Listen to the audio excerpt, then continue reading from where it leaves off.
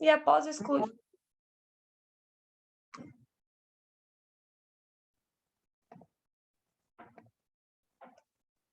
E após excluídas as causas inflamatórias e neoplásicas. Com o tratamento, ela teve uma boa resposta e alta com prednisona oral e indismame, e manteve o acompanhamento. Em novembro de 2020, ela apresentou cefaleia e febre quando teve a segunda internação. Nessa internação, ela apresentava uma acuidade visual no olho direito de 0,4, que foi mantida desde a síndrome do ápice orbitário no olho direito, e uma visão de 1 no olho esquerdo. Nessa internação foi evidenciada alterações no líquor, com pleocitose, predomínio linfomonocitário e o crescimento de Cryptococcus gattii, além de um nódulo pulmonar na tomografia de tórax que foi biopsiada e mostrou um quadro consistente com criptococose. Essa imagem ao lado é a lâmina da biópsia pulmonar. Então, nessa internação, foi indicado um tratamento específico para a doença criptocócica disseminada por Cryptococcus gattii, com indução medicamentosa com anfotericina B e flucitosina, associada à corticoterapia oral que ela já estava em uso, e teve alta com fluconazol.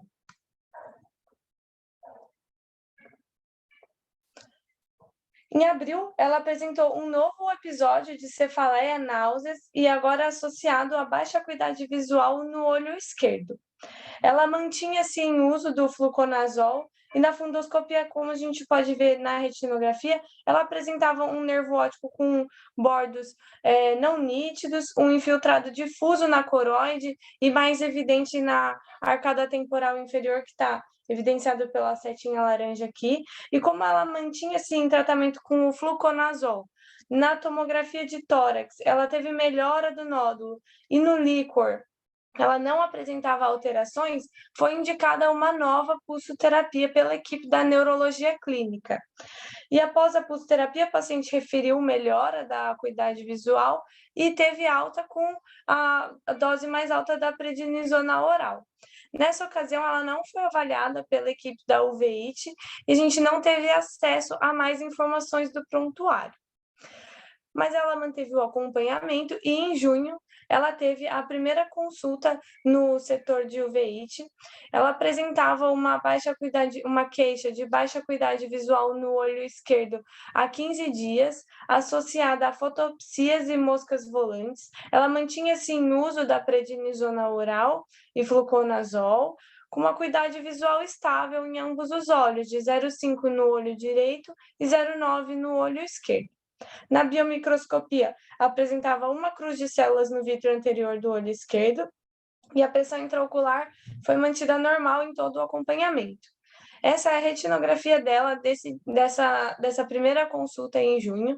A gente consegue ver um nervo óptico aparentemente preservado ou levemente permeado, uma mácula com um brilho foveal reduzido e extensas áreas de hemorragia mais evidentes na arcada temporal superior, com embainhamento vascular importante e uma lesão profunda exudativa, pouco exudativa na arcada temporal inferior.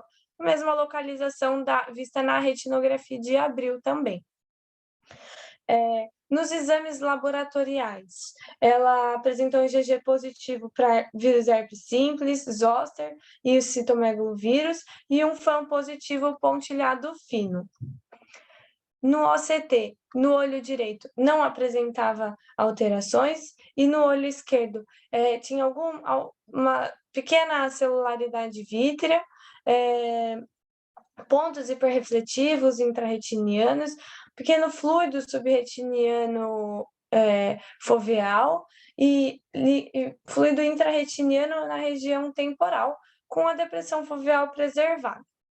Aqui no vídeo ao lado, a gente consegue observar o OCT da região da arcada temporal superior, com aquelas áreas de hemorragia, embainhamento vascular, e aqui abaixo, na lesão na arcada temporal inferior, que a gente consegue ver uma lesão, um espessamento discreto e bem localizado da coroide, que está circundado. Na arcada temporal superior, ela apresentava, né, essa desorganização das camadas internas, com uma hiperrefletividade que dificulta a avaliação, melhor avaliação da coroide, e um aparente espessamento e irregularidade na retina externa nessa localização.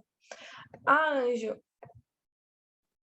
do olho direito não tinha alterações, e no olho esquerdo um discreto vazamento no nervo óptico, locais de hipofluorescência por bloqueio pelas hemorragias e áreas de exclusão capilar, com extravasamento perivascular também. E uma hiperfluorescência nas fases mais tardias na lesão da arcada temporal inferior.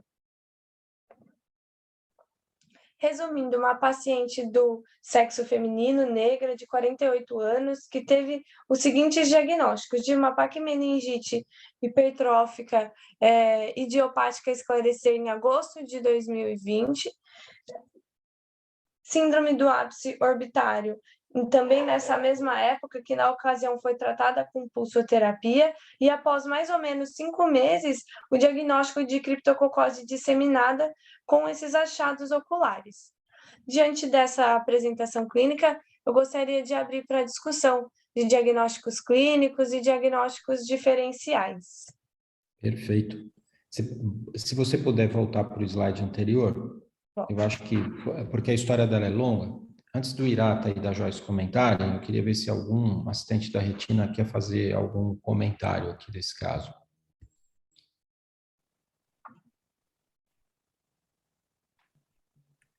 Cleide, quer comentar? Bom, é uma paciente que tem um histórico aí de doenças inflamatórias, possivelmente imunológicas, mas também de infecções aparentemente oportunistas, como esse criptococo pulmonar e sistema nervoso central. Numa paciente que fez uma bariátrica, quer dizer, ela tem um quadro aí, ou de um processo de desnutrição por causa da bariátrica ou não, mas enfim, ela possivelmente é imunodeprimida, e isso vai ajudar a gente a pensar nas possíveis causas desse acometimento do olho esquerdo. Então, é um acometimento de ordem inflamatório, ela tem uma vasculite obstrutiva na arcada temporal inferior e uma lesão de coroide na arcada inferior. Eu perdi um pouco das sorologias. Ela tem CMV positivo? Tem CMV positivo, tem herpes zoster simples positivo, é isso? É isso? É. E PPD é negativo? Negativo. Tá. Bom, essa vasculite obstrutiva da arcada temporal superior, assim, um aspecto dela é muito sugestivo de citomegalo. Quem viveu a época do HIV antes da era dos antirretrovirais viu muito disso, né? Com uma sorologia positiva, eu pensaria acho que tem que tratar como CMV, e o quadro, e essa lesão na coroide temporal inferior, essa assim, não é explicada por nenhuma etiologia viral, ela é PPD negativa, enfim, é um quadro que aparentemente está cicatricial. Eu não entendi muito bem aquele episódio de piora da visão que eles trataram só com corticoide, que é quando foi o aparecimento desse nódulo. Não sei se fez alguma investigação ocular naquela ocasião. Você quer mostrar as imagens daquela? Porque parece que tinha umas lesões na coroide, Cleide, quer ver? Então, tem um infiltrado na coroide que é nesse mesmo local que está aí. Eu acho que tem mais ainda, quer ver? Tem. É que nessa ocasião a gente não conseguiu mais informações. Você está vendo, Então, Cleide? Essa lesão que a lesões de seta, coroide. essa lesão que a seta está apontando é aquela lesão cicatricial. Mas tem outras lesões. Então, parece que é um movimento de coroide multifocal, certo? E nessa ocasião não foi feita investigação nenhuma. Então, ela tinha várias lesões de coroide e foram tratadas só com corticoide. Ela tem um diagnóstico de criptococose. De criptococose. Uhum. Esse é o diagnóstico que ela tem, né? Que talvez explique essa patologia dela que começou em agosto. O 4 de agosto, caso de novembro,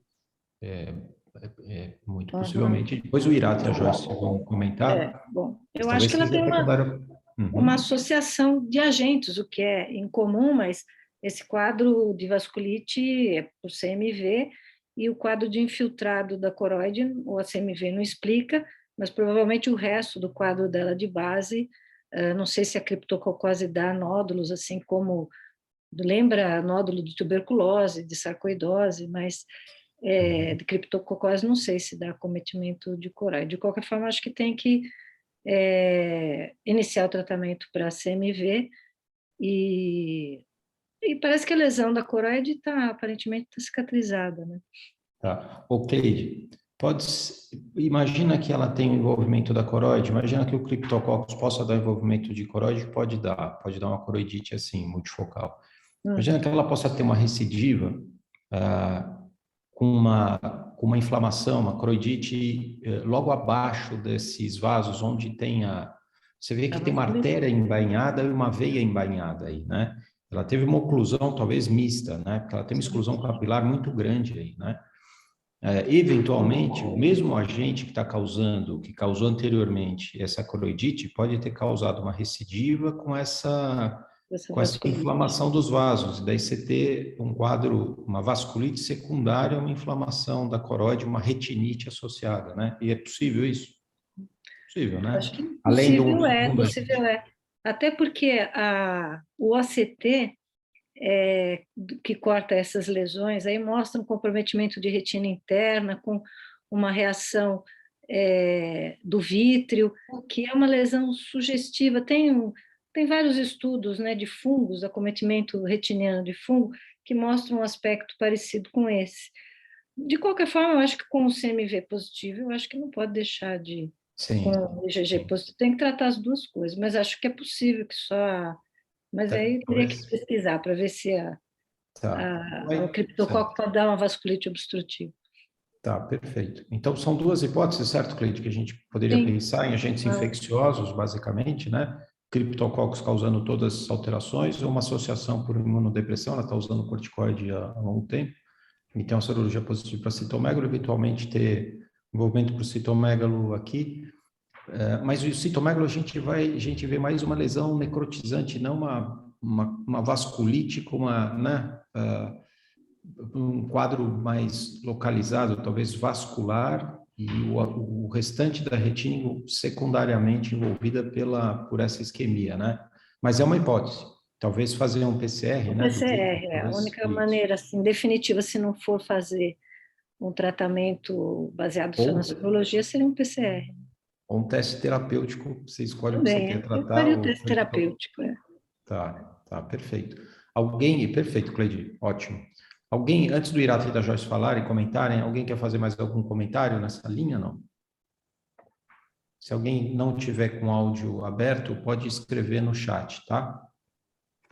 Professor Sérgio, aqui é o Léo Fellow. Oi, Léo, fala. Bem, pode falar. Eu me lembro que a gente viu essa paciente no ambulatório da neuroftalmologia também, e uma coisa que chamou muita atenção, assim, porque ela tinha essa infiltração de coroide, esses nódulos de coroide, ela fez uma vasculite, e ela tinha paquim-meningite hipertrófica e também um infiltrado em seio em ápice orbitário.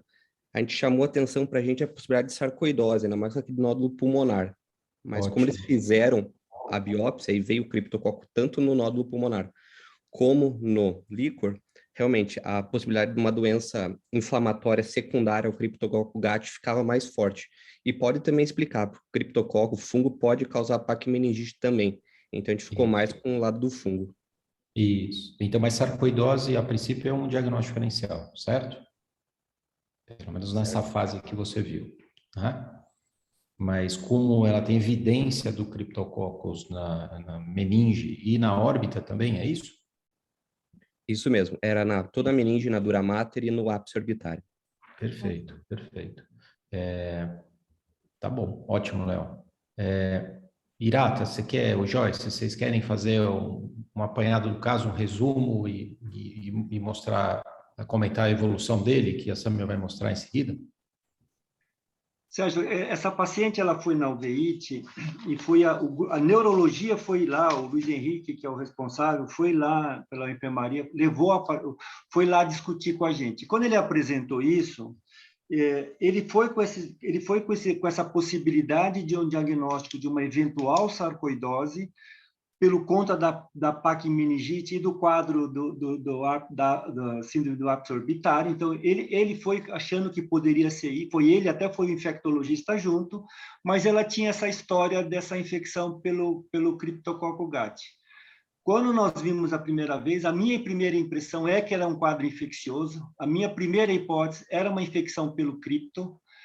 Eu confesso que quando eu vi esse caso, o que me chamava a atenção é que criptococose, quem acompanhou o paciente antes da era pré-antirretrovírus, tinha alguns casos que davam quadro de uma coroidite realmente multifocal, mas eram em pacientes extremamente graves, com uma imunodepressão muito severa, e às vezes tinha essas coroidites, às vezes eles tinham só hipertensão intracraniana, então edema do disco por hipertensão intracraniana era outra manifestação da criptococose, mas aí é pelo criptococo neoformans, tá? O que chamava atenção para mim é que ela não tinha um quadro de uma imunodepressão severa, né?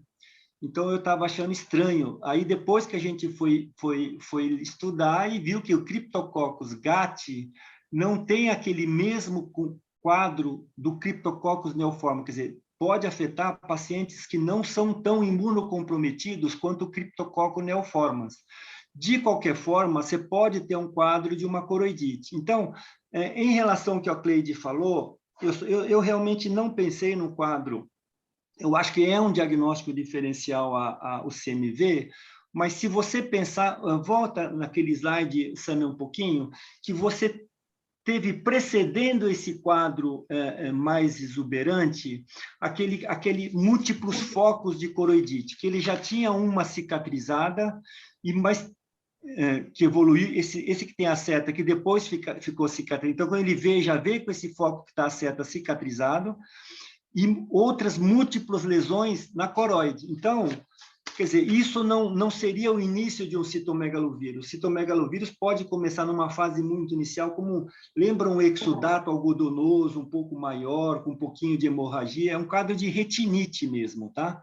Aqui me parece que não é um quadro, é um quadro de uma obstrução vascular arterial e venosa. Inclusive, aí entra no diagnóstico diferencial, inclusive, num primeiro momento, eu achei até que poderíamos falar que você tem uma vasculite importante aqui na arcada temporal superior, secundária uma vasculite, e aí até nós falamos, bom, então tudo bem a gente manter a cortisona, mas é fundamental reintroduzir a medicação antifúngica para se fazer, porque o primeiro diagnóstico para mim era um quadro infeccioso pelo fungo, tá? Quando depois vendo... Agora, quando a gente coloca a angiografia, a minha impressão para esse quadro é que nem é tanto uma vasculite. Por que isso? Porque note que você não tem muito embainhamento vascular, um vazamento importante. Na verdade, você tem uma oclusão vascular que provavelmente, a minha interpretação é essa, teve uma oclusão por um foco nessa arcada temporal superior. Por isso que você tem uma obstrução arterial venosa, por isso que você tem uma grande área de isquemia. E note que você tem um pouquinho de vazamento, mas é pouco, aqui só nessa região mais do polo posterior. Mas eu nem acho que isso possa ser classificado como um quadro vasculítico. Lógico que você pode ter um comprometimento vascular, mas eu acho que é mais importante aí é o foco da coroidite levando à obstrução vascular, não uma vasculite causando essa obstrução vascular. E quando você tem uma exclusão vascular dessa monta, às vezes você tem produção de VEGF, ainda que você tenha mais arterial, né?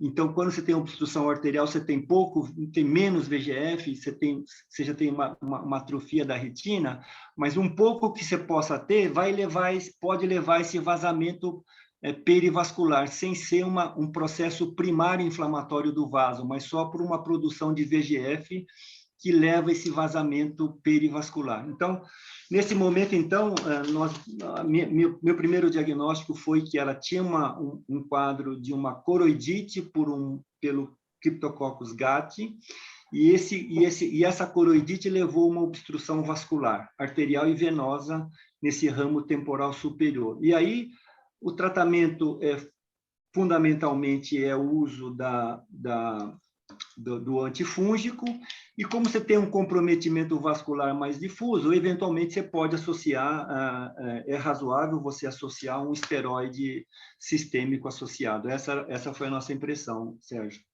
Perfeito, perfeito. Joyce, você quer fazer algum outro comentário? Eu vou fazer, mas depois, acho que podia prosseguir. Tá bom. Então, a hipótese foi essa, um quadro vascular secundário ao Cryptococcus gat, né? E aí a conduta deveria ser, então, pelo que o Hirata falou, fazer o tratamento com antifúngico, né? Com a anfotericina e a flucitosina, né? Tem um padrão para tratamento dessas lesões e ver se tem uma resposta terapêutica. E lembrando o que a Cleide comentou do citomegalo ser uma segunda possibilidade, né? Mas talvez mais menos provável, né? Então, você quer continuar, Simone? Vamos.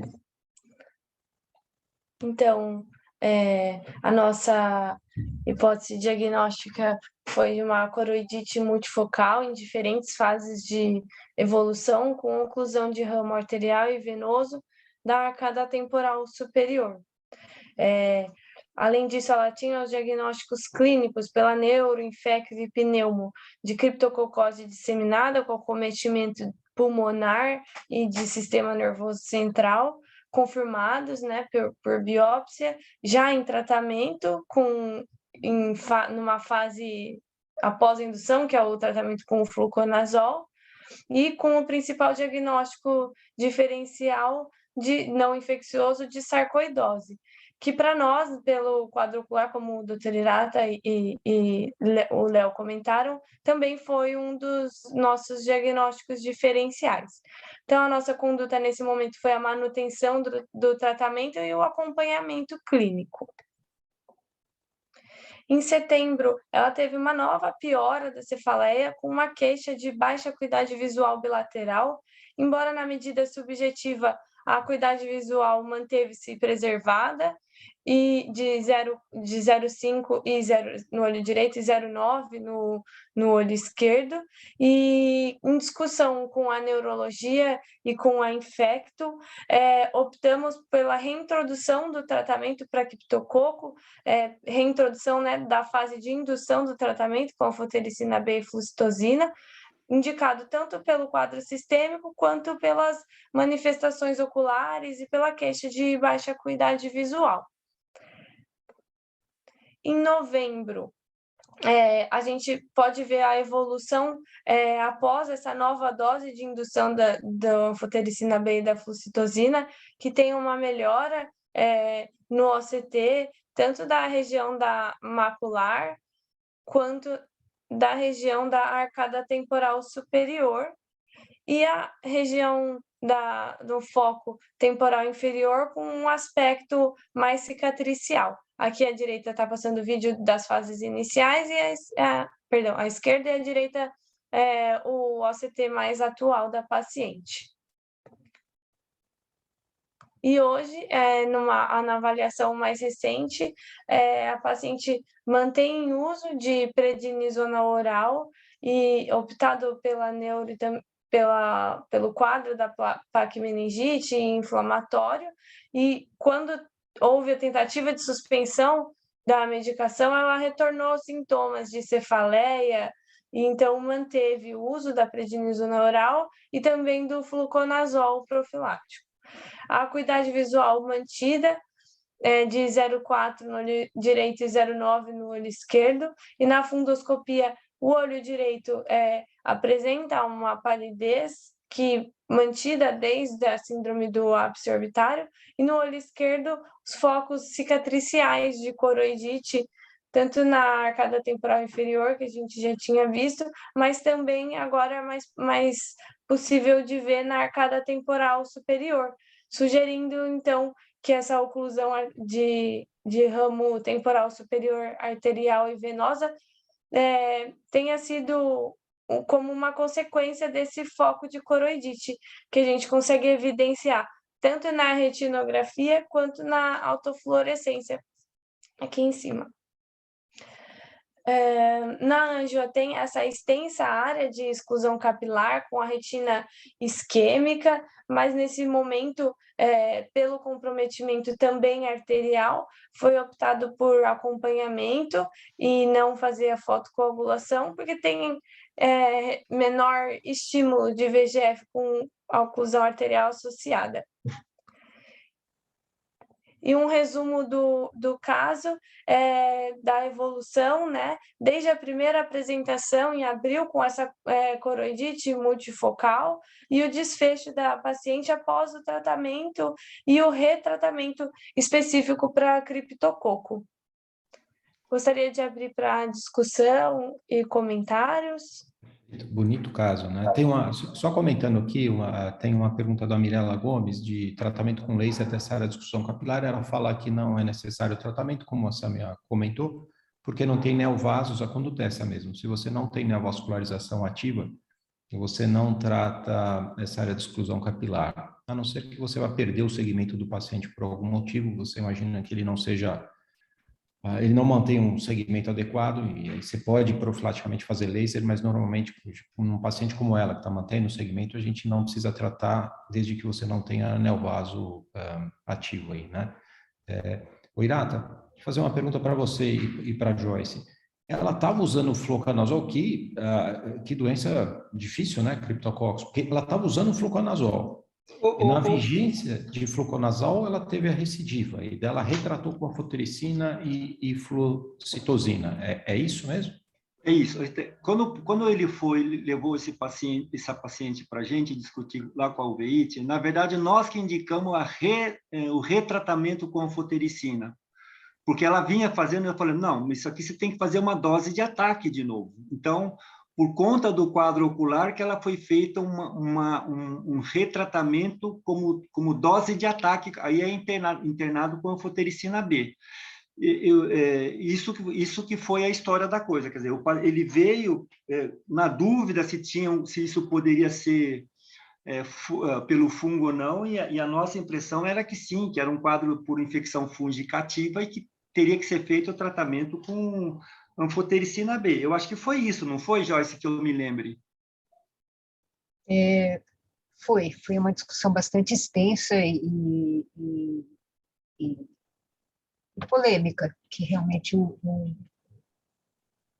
tinha essas duas opções. Aí aumentava a imunossupressão com a corticoterapia, que era a opção deles, e a nossa de retratar o quadro da infecção fúngica.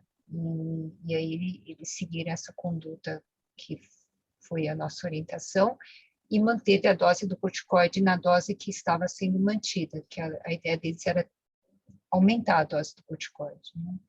E a evolução mostrou, acho que o caso fica interessante depois que tem toda essa evolução, mas o que eu ia comentar antes é que quando nós vimos o caso, nós não tínhamos esse exame anterior, as histórias foram se complementando no decorrer do acompanhamento, foi se juntando todo o histórico, e um dos diagnósticos, quando vimos esse quadro da oclusão, um diferencial foi pensado em retinite por CMV naquela época, né? Então, só para colocar que, pelo aspecto inicial, foi um dos diagnósticos pensado, né? Mas a evolução, e juntando o quadro de oclusão e o quadro de imunossupressão, nessa época não era um quadro importante, não foi nem optado por uma opção de tratamento, isso que era um quadro mais de coroidite. E aí foi se juntando todos esses dados que a Samia apresentou.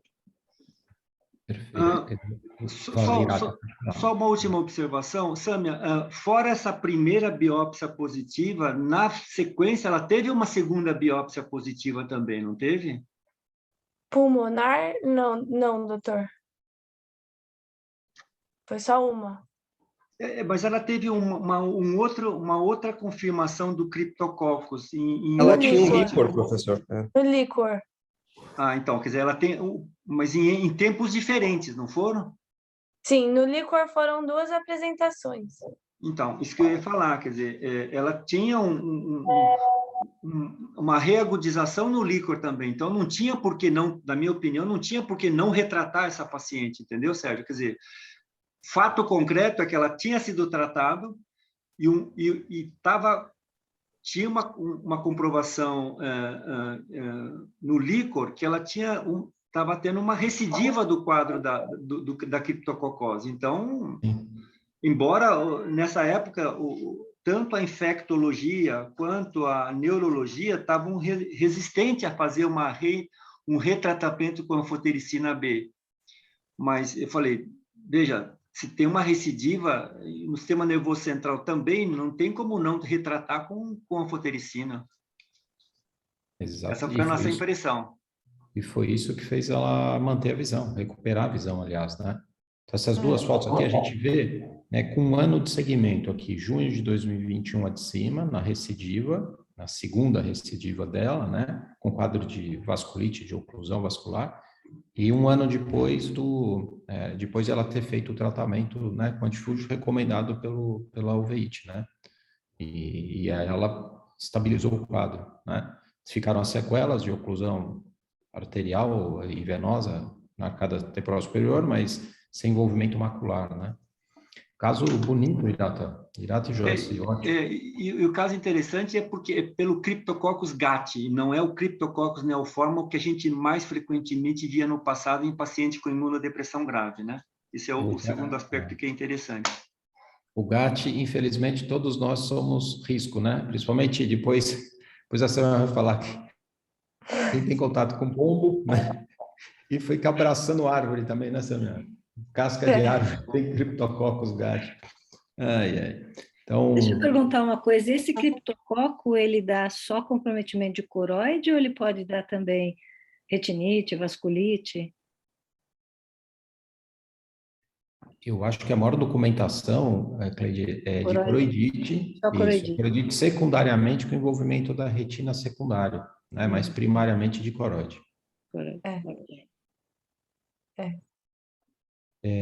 Eu acho que a gente pode ir para a revisão, se alguém quiser fazer alguma pergunta, ou se o Irata e a Joyce quiserem fazer algum comentário no final da apresentação da Samia. Você vai fazer uma apresentação curta, fazer uma revisão de vários diagnósticos que foram feitos durante a evolução e especificamente do Cryptococcus, né? Tá bom, então vai lá. Então, a revisão bibliográfica, só para elucidar que essas fotos são da lâmina da paciente, com diferentes colorações também do criptococo. Aqui a gente consegue ver o criptococo encapsulado nessa coloração, nessa daqui e nessa daqui também. Vou falar inicialmente um pouco sobre a paquimeningite hipertrófica. Ela foi descrita em 69 em uma paciente com um acometimento de medula, e após mais ou menos 40 anos foi visto que também poderia ter um acometimento de todo o sistema nervoso central. Ela é uma condição crônica e progressiva e caracteriza-se por um espessamento localizado ou difuso da dura mater, podendo estar associada ou não a quadros inflamatórios. Ela afeta predominantemente a medula cervical e as meninges cerebrais e pode causar compressão mecânica ou de estruturas vasculares ou nervos. E também pode ter quadro inflamatório meníngeo. Os principais sintomas da paquimeningite é cefaleia e os sintomas visuais. O diagnóstico ele é baseado nos exames de imagem de ressonância e líquor. Na ressonância, o achado mais típico é o espessamento e o realce com contraste na região afetada, que a gente consegue visualizar aqui nessa imagem da ressonância. E no líquor, frequentemente apresenta uma pleocitose discreta com um predomínio linfocitário e pode ter ou não um aumento de proteínas. A perda visual, ela pode ocorrer tanto pelo papiledema crônico secundário à hipertensão intracraniana ou por um acometimento direto do nervo óptico. E 17% desses pacientes podem apresentar uveíte. Essa é uma tabela de um artigo de revisão sobre paquimeningite hipertrófica idiopática que foi feita pelo Departamento de Neurologia na Universidade de Michigan. E ela é difícil diagnóstico, uma paquimeningite idiopática, porque tem um vasto diagnóstico diferencial, tanto infeccioso quanto não infecciosos. E aqui e dentre elas inclui, né, os quadros infecciosos fúngicos e também a sarcoidose, que foi dos 2 principais diagnósticos diferenciais da nossa paciente. O tratamento, quando secundário, tratar a causa específica, e quando não inflamatório, o tratamento corticoterapia sistêmica e imunossupressão. Agora eu vou falar um pouquinho sobre a criptococose, que ela é uma micose, não é uma doença ocular frequente, né, condizente com os poucos estudos e relatos de casos que foram encontrados na literatura.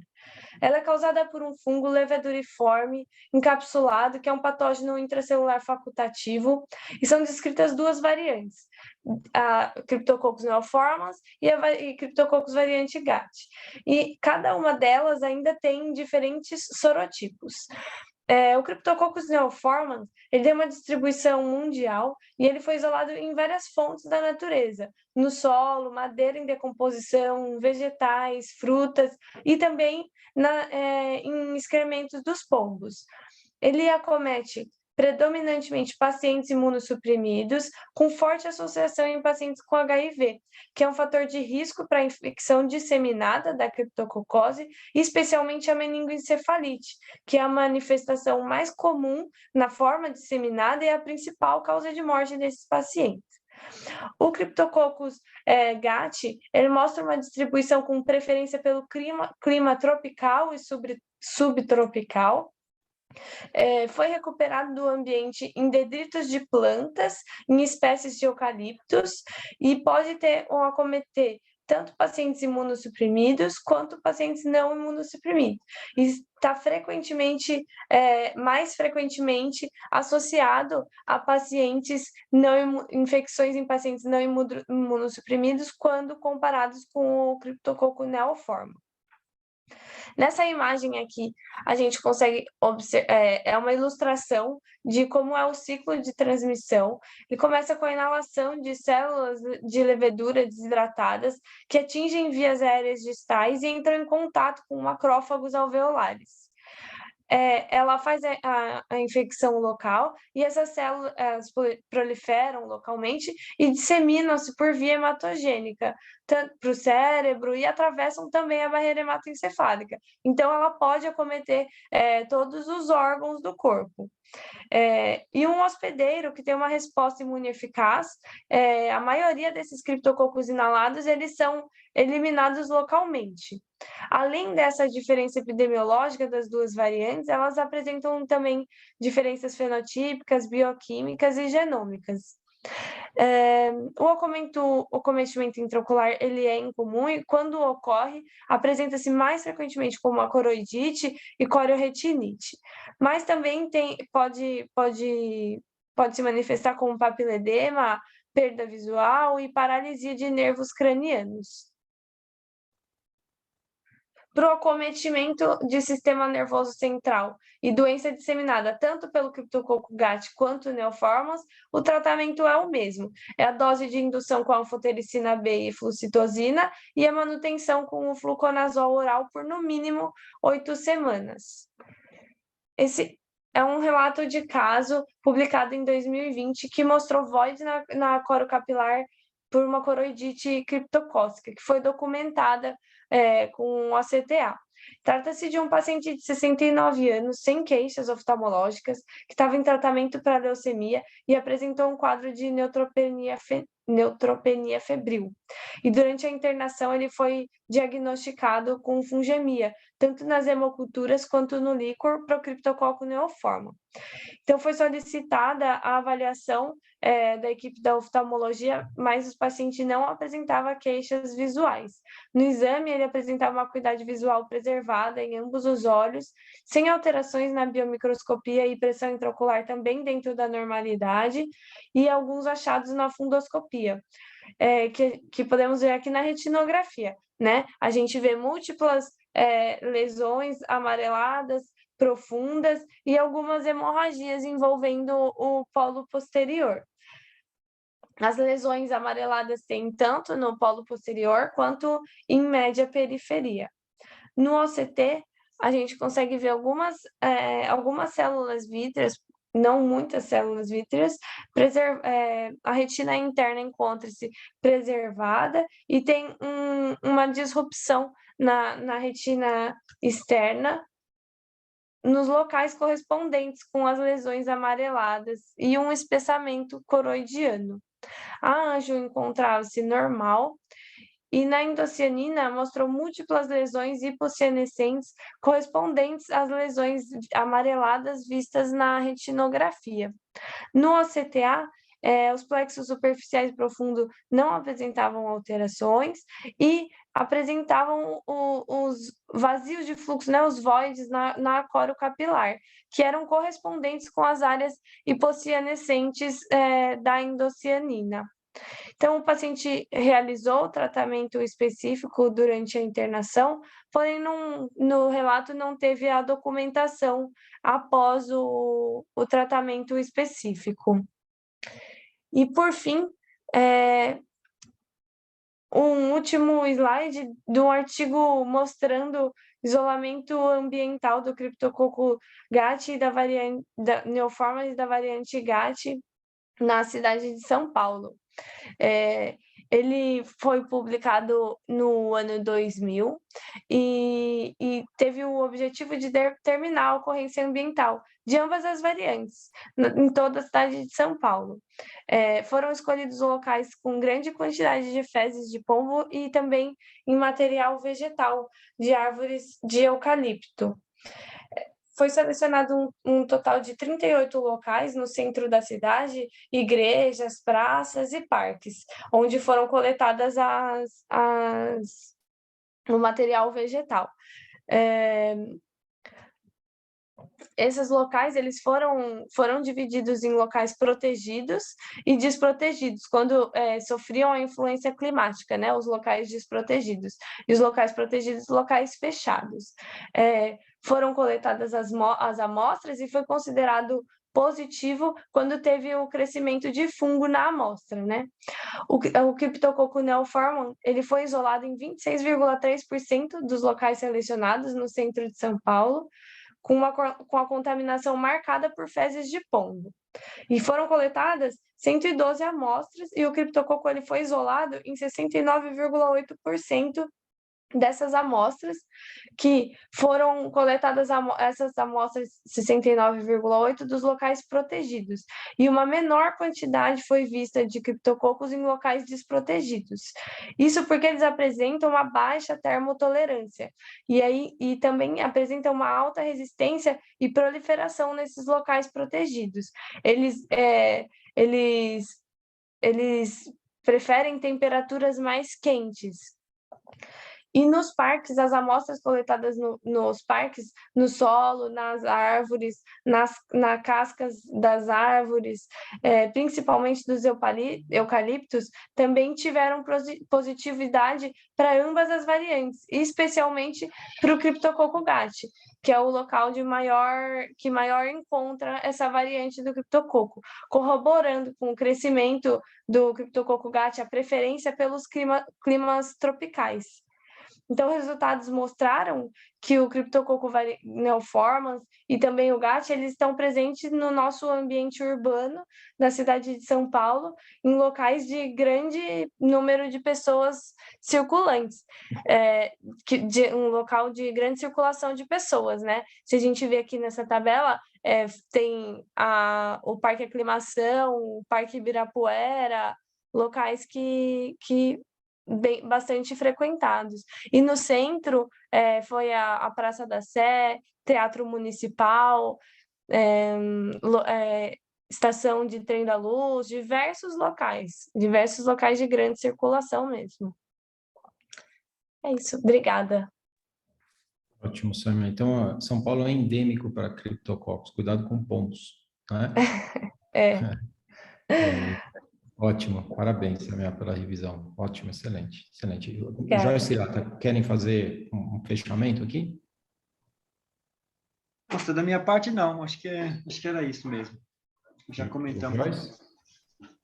Também acho que não. Só concluindo o caso, assim, um paciente que tem, pelo que a Sâmia depois conversou com a neuro, que ficou com um quadro imune imediato, também neurológico, que está em uso, fez uso de pulsoterapia e dando condições de uma imunossupressão relativa e teve essa infecção oportunista que agora está sob controle, mas para episódios futuros que o paciente ainda faz uso de corticoide, então ela pode apresentar algum risco ainda de alguma reativação, né? Então, acho que foi um caso bastante interessante, tendo essa evolução desde o começo. Acho que só Muito interessante. Ela continua usando fluconazol como profilaxia? Continua, Sâmia, a parte neurológica, ela continua com medicação, né? Continua.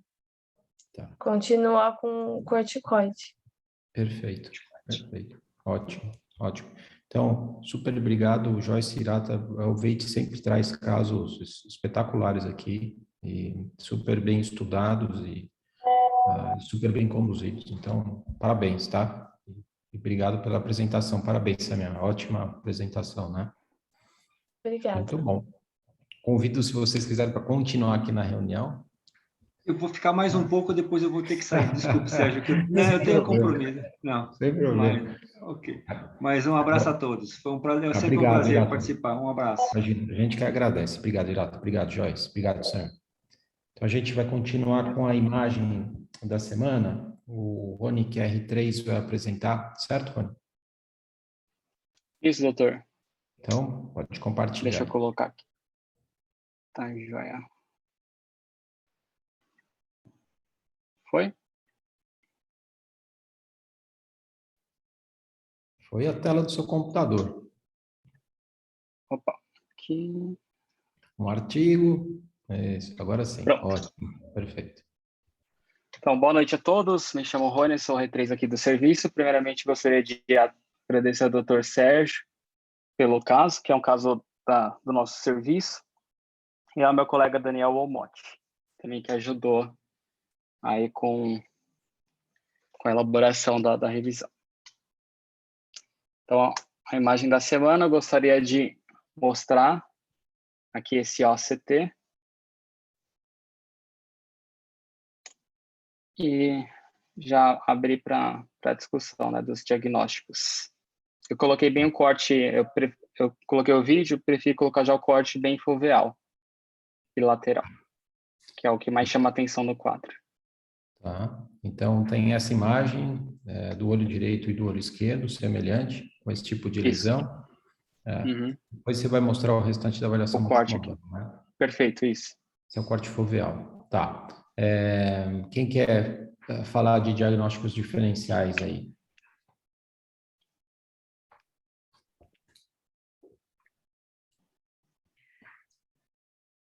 Então, uma coisa mais, desde o mais óbvio para o mais incomum. Cleide, você quer começar? Tá certo. Bom, é uma atrofia macular bilateral simétrica.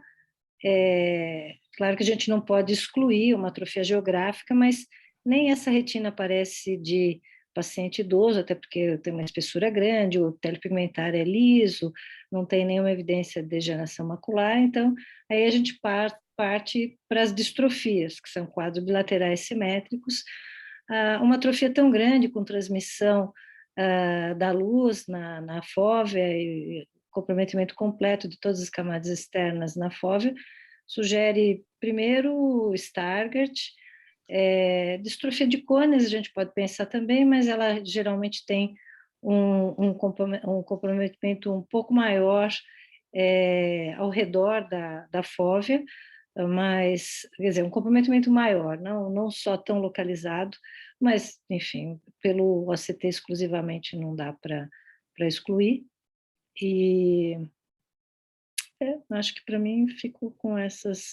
E, eventualmente, outros genes que podem dar atrofia corretinina macular com fenótipo de Stargardt, que não seja BCA4. Acho que fico nessa linha das distrofias. Então, tem uma linha que seria alterações degenerativas, mas que não tem acompanhamento de drusa, então fica pouco comum, certo, Cleide? Sim. Uma outra que seriam distrofias, né? com ou sem FLEC, o Stargardt, né? Ou distrofia de Cones, como você falou. Tem uma outra lista de possibilidades aí, certo? Toxicidades a gente pode pensar também, mas Toxicidade. esse quadro assim não me sugere, mas quadro bilateral simétrico, a gente sempre tem que pensar em toxicidade também. Tá. A Mirella está perguntando se faz uso de medicação. Não, medicações, faz uso de medicação, mas não específicas para causar toxicidade de retina, como hidroxicloroquina, por exemplo, seria uma possibilidade diagnóstica, né? Se tivesse intrusas aí, Cleide, a gente poderia pensar em DMRI, como você pensou. Sim. Poderia pensar em LORD, poderia pensar em MID, se tivesse um diabetes associado, certo? Sim. Se tivesse intrusas menores, drusa cuticular pode dar atrofia geográfica, certo? Bem, SORSB pode dar esse tipo de atrofia macular mas teria angular. outras alterações, né? Outras SORD alterações. tem um espessamento tem pseudodrusa reticular, depósito subretiniano, quer dizer, tem que ter alguma alteração ao redor dessa área de atrofia. Tá. E Cleide, se tivesse lesão viteliforme associada, BEST pode causar uma fase de evolução avançada isso, distrofia macular viteliforme adulto também, mas a lesão é menor. Também pode, mas não é exatamente assim, mas, enfim, a fase atrófica poderia ser algo parecido com isso. E diagnósticos diferenciais de uma lesão atrófica. Areolar central pode causar, mas em geral o nervo é afetado, tem alteração pigmentar, paciente mais idade, coroide é muito fina, como você falou, a coroide aqui é espessa, certo? Sim. Mactel, numa fase de evolução, pode causar uma atrofia, sim, mas não é tão tem simétrica, captação. né? Não é bem assim. Que mais que poderia causar? Trauma, se ele tivesse uma história de trauma, certo? Também teria que ser bilateral simétrico, né? A central serosa crônica, eventual, final, eventualmente com uma complicação de membrana, também não é sugestivo aqui, porque ele tem uma alteração só macular, não tem calha, nada, mas eventualmente só pensando no diagnóstico diferencial, certo? Eu acho que é isso, a não ser que ele tenha alguma sintomatologia clínica que ajude a gente a fazer o diagnóstico, certo? Se tiver uma doença de base, alguma coisa assim. Então a gente não ia mostrar uma coisa fácil aqui, entendeu? Então, Rony, continua aí, mostra a avaliação multimodal. Então, começar a avaliação multimodal, aqui com a retina de grande angular, né, colorida.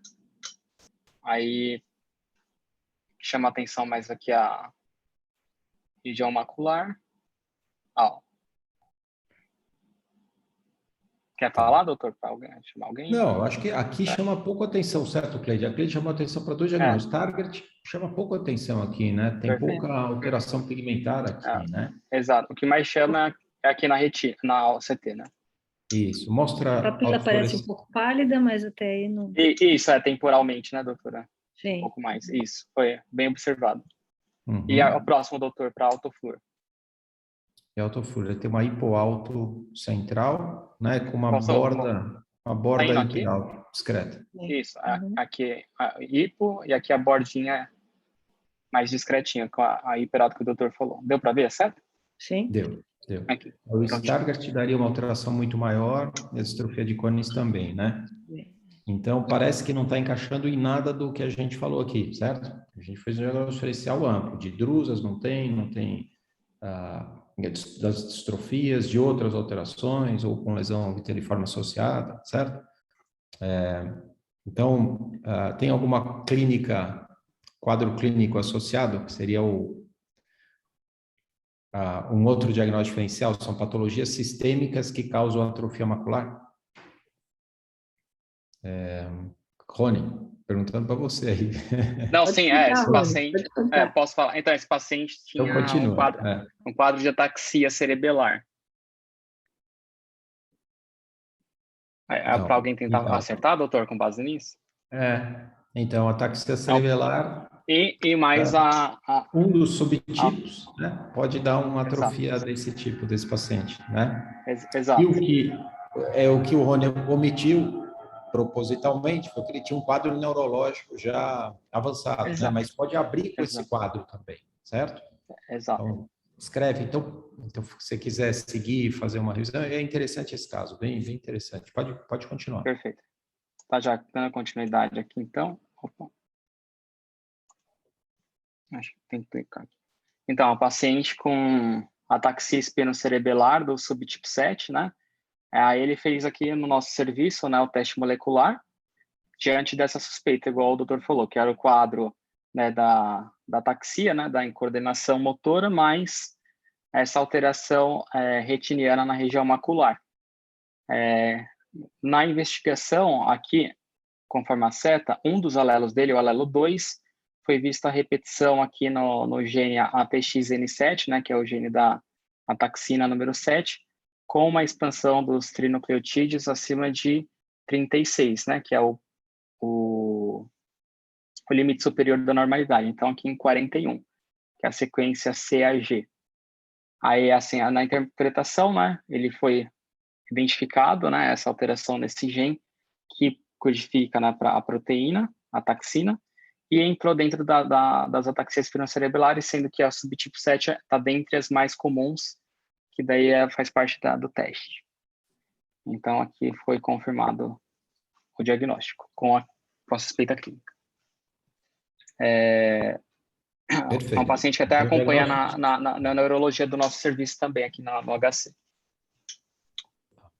Agora, você quer fazer uma revisão rápida aí da ataxia? Isso, eu tentei, tem bastante coisa na literatura, né, doutor? Tem bastante artigos, aí eu tentei fazer uma revisão bem rápida.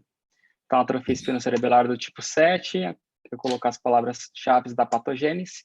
Então, uma doença neurodegenerativa autossômica dominante, por isso é importante a convocação familiar, né, para a gente tentar ver tanto para a prole, né, desse paciente, os ciscos, e também investigação da família mesmo para orientar sobre o quadro de perda da visão, coordenação, apesar da nossa parte ainda da oftalmologia não ter um tratamento, infelizmente, específico disponível. Trata da expansão dos trinucleotídeos CAG no gene ATXN7, né, que é a taxina do tipo 7, que se acumula de forma difusa, né, então todo o sistema nervoso central e periférico, incluindo aí no nosso caso a retina, né, que vai alterar lá a região da retina externa ali. Essa proteína mutada, a taxina, ela causa morte celular nos neurônios de diversas partes aí da retina, cérebro, cerebelo, medula e nervos periféricos. Tipicamente causa ataxia, perda visual e outros graus variáveis de sinais piramidais e neuropatia. O início da doença e as manifestações clínicas vai depender muito das repetições. Por exemplo, o nosso paciente viu que era um pouco acima do limite superior 41, então no caso dele, a tendência é a doença se manifestar mais tardiamente e com os sintomas visuais começarem depois dos sintomas motores, né? Aqui esse gráfico é de um estudo de um grupo de neurogenética belga. Ele mostra bem isso, que aqui as repetições de CAG, o tamanho, né? Que o normal é geralmente de 4 a 35 trinucleotídeos, igual eu mostrei no outro gráfico.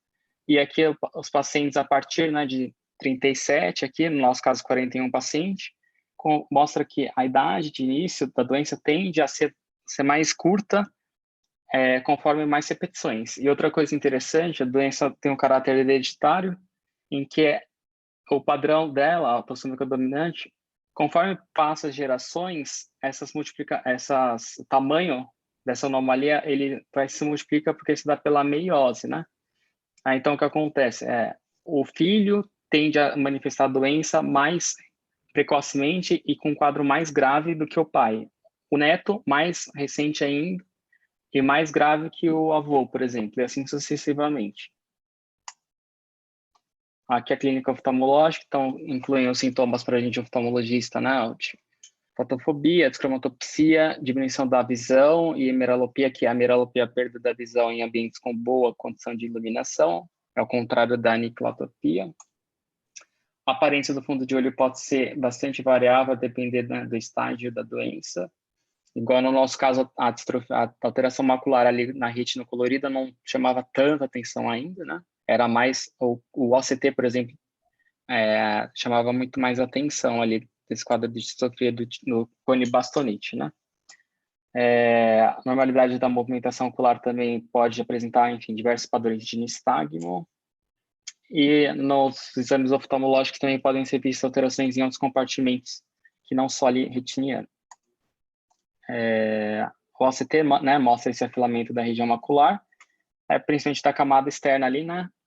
E o EPR e o epitério pigmentar que são mais afetados. A zona elipsoide desaparece e mostra a distrofia do tipo cone-bastonete, mostrando a distrofia do cone-bastonete. Aqui nessa imagem, essa imagem aqui é de um departamento de oftalmologia de um estudo em Pequim, na China, com vários centros lá hospitalares médicos chinês. Mostra bem parecido com o caso do nosso paciente mesmo, né? Que tem esse afilamento da mácula, com as camadas externas, e o EPR mais severamente afetados daí. E daí a elipsoide, ela está desaparecida, né, nessa região aqui da fóvea, o que mostra o aparecimento da distrofia cone-bastonete, né, com o acrônimo CORD em inglês. É só salientar que esses pacientes, mesmo quando não tem essa alteração estrutural, muitos deles já têm uma perda visual severa, podendo mostrar mesmo o caráter da alteração genética, da disfunção que ele causa, e depois da mudança arquitetural. Então, às vezes, o OCT vai estar melhor que esse, o paciente já vai apresentar uma visão bem baixa. A retina colorida, então a gente pode ver aqui desse paciente, uma retina controle, né, que mostra de um indivíduo normal, a seta preta aqui indicando a região macular, né, a aparência normal, o disco também, e aqui na seta branca a gente consegue ver a vasculatura, né, aqui na arcada temporal superior especificamente, que está bem desenvolvida. A gente passa agora para o outro indivíduo que tem alteração, né, é um dos casos com essa ataxia. A mácula está bem atrófica aqui na seta preta. O disco óptico está bem pálido, a doutora Cleide, né, percebeu a região lá temporal do disco do nosso paciente, que estava mais pálida, muito bem observado, e a vasculatura aqui, bem menos desenvolvida, mais deficiente. E aqui no C, o último indivíduo, a gente já mostra um disco bem mais pálido, né? Um caso extremamente pálido, e atrofia do EPR difusa, além dessa região macular que tem uma atrofia bem já avançada. Nesse caso específico desse paciente aqui, ele teve a dimensão severa da visão com 20 anos de idade e morreu ainda jovem com menos de 30 anos. Então, provavelmente, assim, esse daqui não foi no estudo também do primeiro gráfico, estudo belga, eles não conseguiram sequenciar a quantidade de CAG desse indivíduo é desconhecida, mas pela severidade e a idade do paciente super jovem, provavelmente ele tem mais mutações, né, mais repetições do que esse paciente aqui mostrado em E. E aqui, rapidamente, por último, é só um trabalho que foi feito aqui por colegas, né, da Unifesp, do Departamento de Oftalmologia, que eles tinham o objetivo de ter uma nova classificação com o meio que é o OCT, né, que está disponível nas clínicas,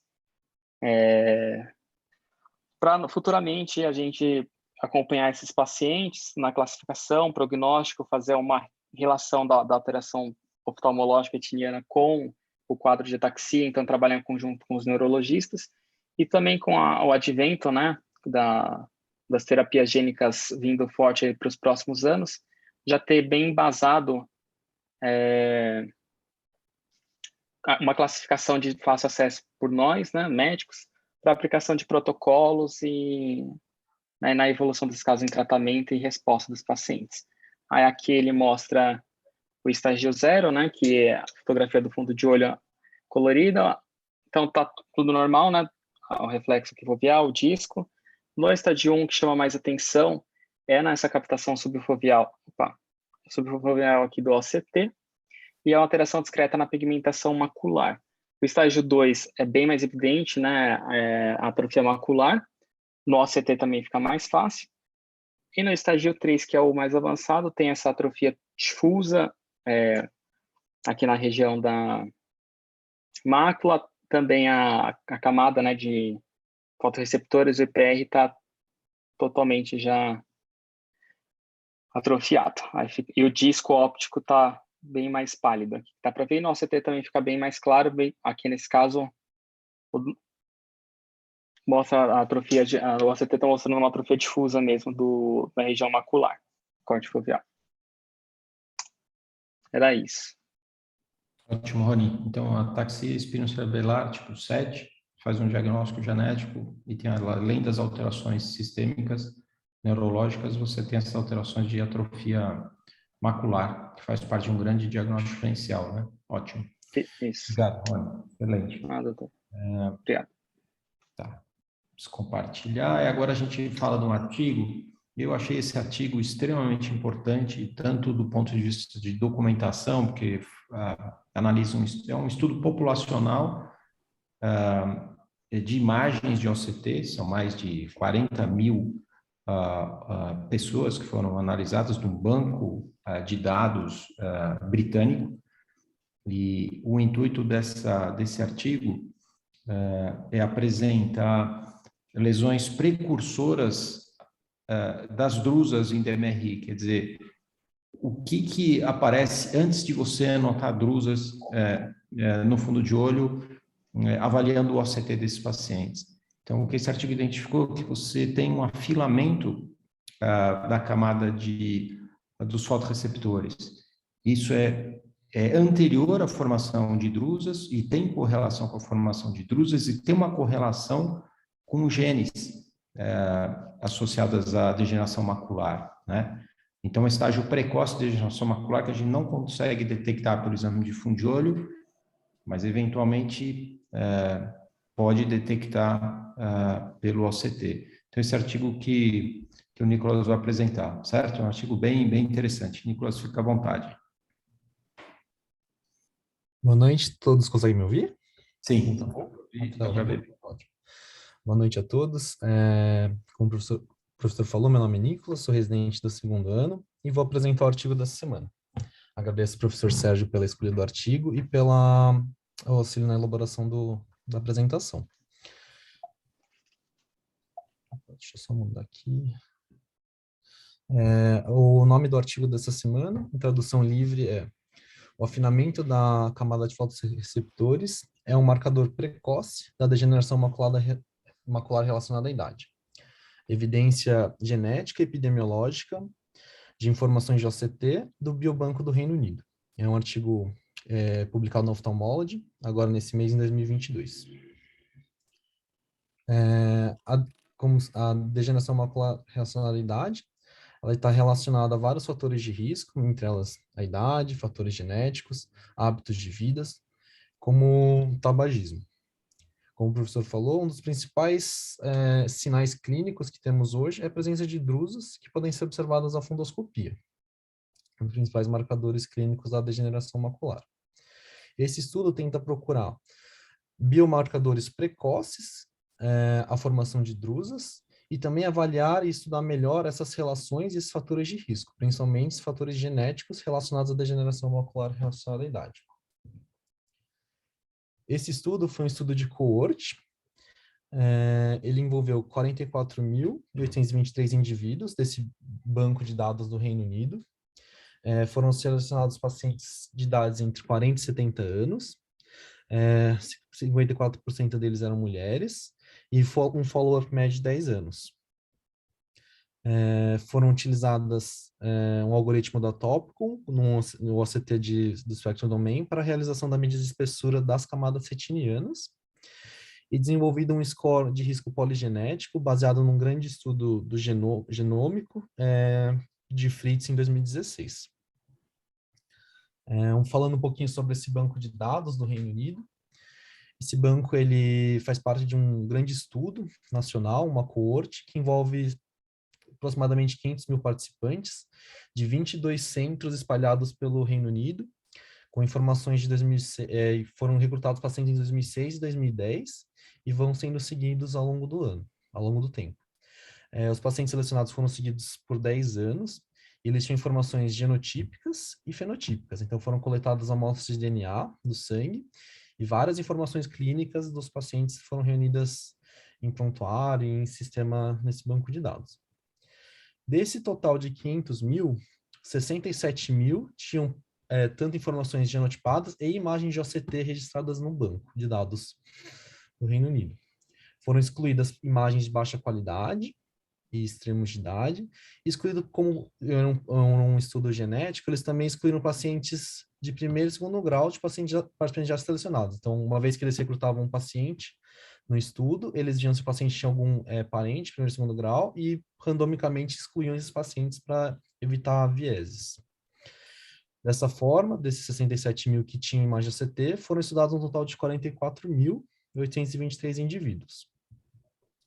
Desses, 1.006 pacientes tinham DMRI. 512 eram DMRI que os autores chamaram de prevalente, ou seja, eles já tinham diagnóstico antes de entrar nesse banco de dados, e 494 tinham DMRI que eles chamaram de incidente, ou seja, foram ter o diagnóstico após a inclusão do estudo durante o segmento de 10 anos. Falando um pouquinho sobre esse score de risco poligenético, né, da degeneração da DMRI. Então, ele foi desenvolvido pelos autores desse estudo, baseado em 48 variantes genéticas que foram consideradas de risco, descritas por Fritz nesse estudo aqui, publicado em 2016 na Nature. Eles criaram esse score de tal forma que, utilizando ferramentas estatísticas, de forma que um ponto na escala representasse um aumento de 2 vezes de chance, de odds, para desenvolvimento de DMRI, pelas informações do biobanco. Aqui um resumo ilustrativo do estudo. Então, o estudo ele tentou correlacionar fatores epidemiológicos, populacionais, com fatores genéticos e estruturais. Então, foram estudados 44 mil pacientes, né, dos quais 1.000 possuíam DMRI, 43 mil controles, e praticamente metade com incidente, metade com prevalente, ou seja, metade de pacientes já tinham DMRI antes do estudo e metade foram desenvolvendo DMRI ao longo do estudo. Foram selecionados 48 variantes significantes de um pool de 12 milhões de variantes descrita naquele estudo anterior, e foi avaliado estruturalmente 9 camadas, foi selecionada a retina por meio de ACT, estudaram 9 camadas da retina. Aqui um gráfico mostrando a mediana em Blockspot da espessura em micrômetros. Aqui falando dos resultados, então aqui ele coloca um gráfico da espessura das camadas da retina, das 9 camadas estudadas, com a idade dos pacientes, pelo desvio padrão. Aqui já nos controles, ele já nota que, assim, uma variação de espessura ao longo da idade, com aumento da espessura do complexo da membrana de Bruyer-PR, com afinamento da camada de fotorreceptores. Essa diferença fica muito mais evidente nos pacientes que apresentavam DMRI, tanto naqueles prevalentes quanto nos incidentes. Isso com uma diferença estatística significante. Aqui em roxo, o complexo Bruyer-PR, em azul, a camada de fotorreceptores. Essa diferença estatística aqui é representada nesse gráfico, onde podemos ver, onde eu circulei aqui, tanto a camada de fotorreceptores quanto o complexo Bruyer-PR, mostrando uma diferença e uma significância estatística importante para essas duas camadas. O afinamento da membrana de fotorreceptores, da camada de fotorreceptores e o espessamento do complexo DPR-Bru. Aqui, como ele coloca muito estudo em desvios padrões, eu trouxe a média que foi encontrada no estudo. Então, os autores colocaram uma média de 63,27 micras para a camada de fotorreceptores e 23,21 para esse complexo. E o desvio padrão de 2,71 e 1,79 para as duas camadas, respectivamente. Essa diferença vista não só aqui e para cada desvio padrão, para cada redução, por exemplo, de um desvio padrão na espessura, então afinamento de um desvio padrão na camada de fotorreceptores, os autores encontraram um aumento de 37% de chance, ou de odds, de desenvolvimento de DMRI prevalente e 35% em incidente. Isso é visto e aqui aquele gráfico anterior mostrando para as prevalentes, aqui para as incidentes também, esse mesmo resultado de significância estatística se repete para as duas camadas. Não só estruturalmente, mas também de forma genética, que eles plotam o score desenvolvido para o score genético e a proporção de pacientes com DMRI pela idade. Então, aqui, pontuação de 1, pacientes tendo um dobro de chance, e eles viram que aquela observação de afinamento e espessamento também se repete para pacientes que tinham mais alto risco. Então, pacientes que pontuavam, quanto mais genes de alto risco os pacientes apresentavam, quanto mais eles pontuavam no score, maiores as chances de ter aquelas características. Então, maior o afinamento da camada de fotoreceptores e maior o espessamento do complexo de BRU e EPR. O estudo fez uma análise epidemiológica e ele apresentou um padrão consistente, né, entre a idade, MRI e afinamento da camada de fotoreceptores e o posterior espessamento do complexo BRU e EPR. Também foi encontrada uma relação entre as variantes genéticas de risco para DMRI e a espessura da camada de fotoreceptores e da membrana de BRU e EPR. E aí os autores sugerem que o afinamento dessa camada de fotoreceptores parece ocorrer antes do espessamento do complexo BRU-EPR e poderia servir como um biomarcador precoce para desenvolvimento da DMRI. Aqui eu trouxe uma representação gráfica que os autores do artigo criaram, mostrando a espessura das camadas retinianas com a idade, ao longo da idade dos pacientes. Aqui eles mostram um afinamento da camada de fotoreceptores e um espessamento aqui da BRU e do EPR. O que é interessante aqui que os autores mostram é essa progressão temporal. Pacientes, o afinamento começaria em média a partir dos 45 anos da camada de fotoreceptores e o espessamento da BRU-EPR por volta dos 57 anos. E o aparecimento das drusas só a partir dos 60 anos, em média. Então, os autores, ao colocar nesse gráfico, nessa ilustração, e pelos dados deles, eles sugerem que, ao se encontrar um afinamento da camada de fotoreceptores, poderia ajudar a prever pacientes que viriam a desenvolver DMRI em décadas. Então, seria um biomarcador que mostraria esse desfecho, poderia ajudar a prever esse desfecho em vários anos com antecedência. Apesar de ser um estudo de coorte, ser um estudo epidemiológico, né, ele não buscou estudar a fisiopatologia a fundo nessa relação, é um estudo que ele traz uma força estatística muito relevante, né, pelo número de pacientes que foram incluídos no estudo. Ele também traz questionamentos, né, se haveria alguma relação fisiopatológica do afinamento da camada de fotoreceptores e o posterior espessamento e o desenvolvimento de drusas, né? Aqui esquematicamente, já sabemos, os autores resumem, né, o afinamento da camada de fotoreceptores, né, associado já à idade, a genética, né, existem genes já descritos e associados, né, genes relacionados ao complemento, à doença, à degeneração macular, e muito tem se estudado também sobre o papel do funcionamento do biometabolismo do colesterol, da degeneração do EPR, do metabolismo lípide, no afinamento da camada de fotoreceptores. Acredita-se que uma redução nessa reciclagem do colesterol poderia estar envolvida nessa diminuição de camada de fotoreceptores e com aumento de acúmulo de covalentes hidrogenoides, aumento do efluxo para o EPR, que eventualmente aumentaria também o complexo da BRU e do EPR. Interessante desse estudo é que ele também abre novas portas, questões para a gente questionar também o que poderia estar acontecendo antes, né, do desenvolvimento da drusa, de estudar a fisiopatologia, e essas correlações que poderiam existir antes da formação de drusa e do diagnóstico da DMRI. É isso, obrigado. Abro para discussão, se alguém quiser discutir alguma coisa do caso também, do artigo. Parabéns pela tua apresentação. O artigo é extremamente complexo, cheio de dados estatísticos, é um estudo muito grande, né? Estudo uma população muito grande, e o Nicolas fez um resumo excepcional do artigo, excepcional, super didático, foi nos pontos chaves do estudo.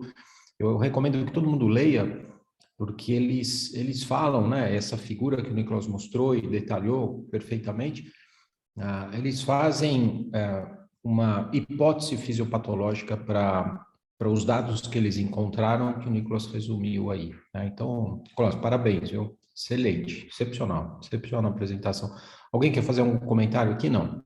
Eu queria comentar que, assim, o estudo é lindo, realmente, a quantidade de dados que ele processa, não só que ele estudou, mas de outros estudos, é enorme, as hipóteses fisiopatológicas são super bem organizadas, mas o interessante é que a gente fica com a ideia de que está sendo construída uma calculadora de risco para a DMRI, e isso vem de encontro às pesquisas em relação. Primeiro, tudo começou com a AREDS, né, em termos de nutrição, outros estudos de nutrição, a Emily Shield é uma das principais autoras, de nutrição em termos de proteção contra a DMRI, e hoje terapia genética, então tudo está caminhando para que se produza uma possível calculadora baseada em todos essas informações que esse estudo coloca, e mais uma outra série de outros que ele introduz, mas não estuda. Por exemplo, essa coisa nova do TIMP3, o papel dele é um novo gene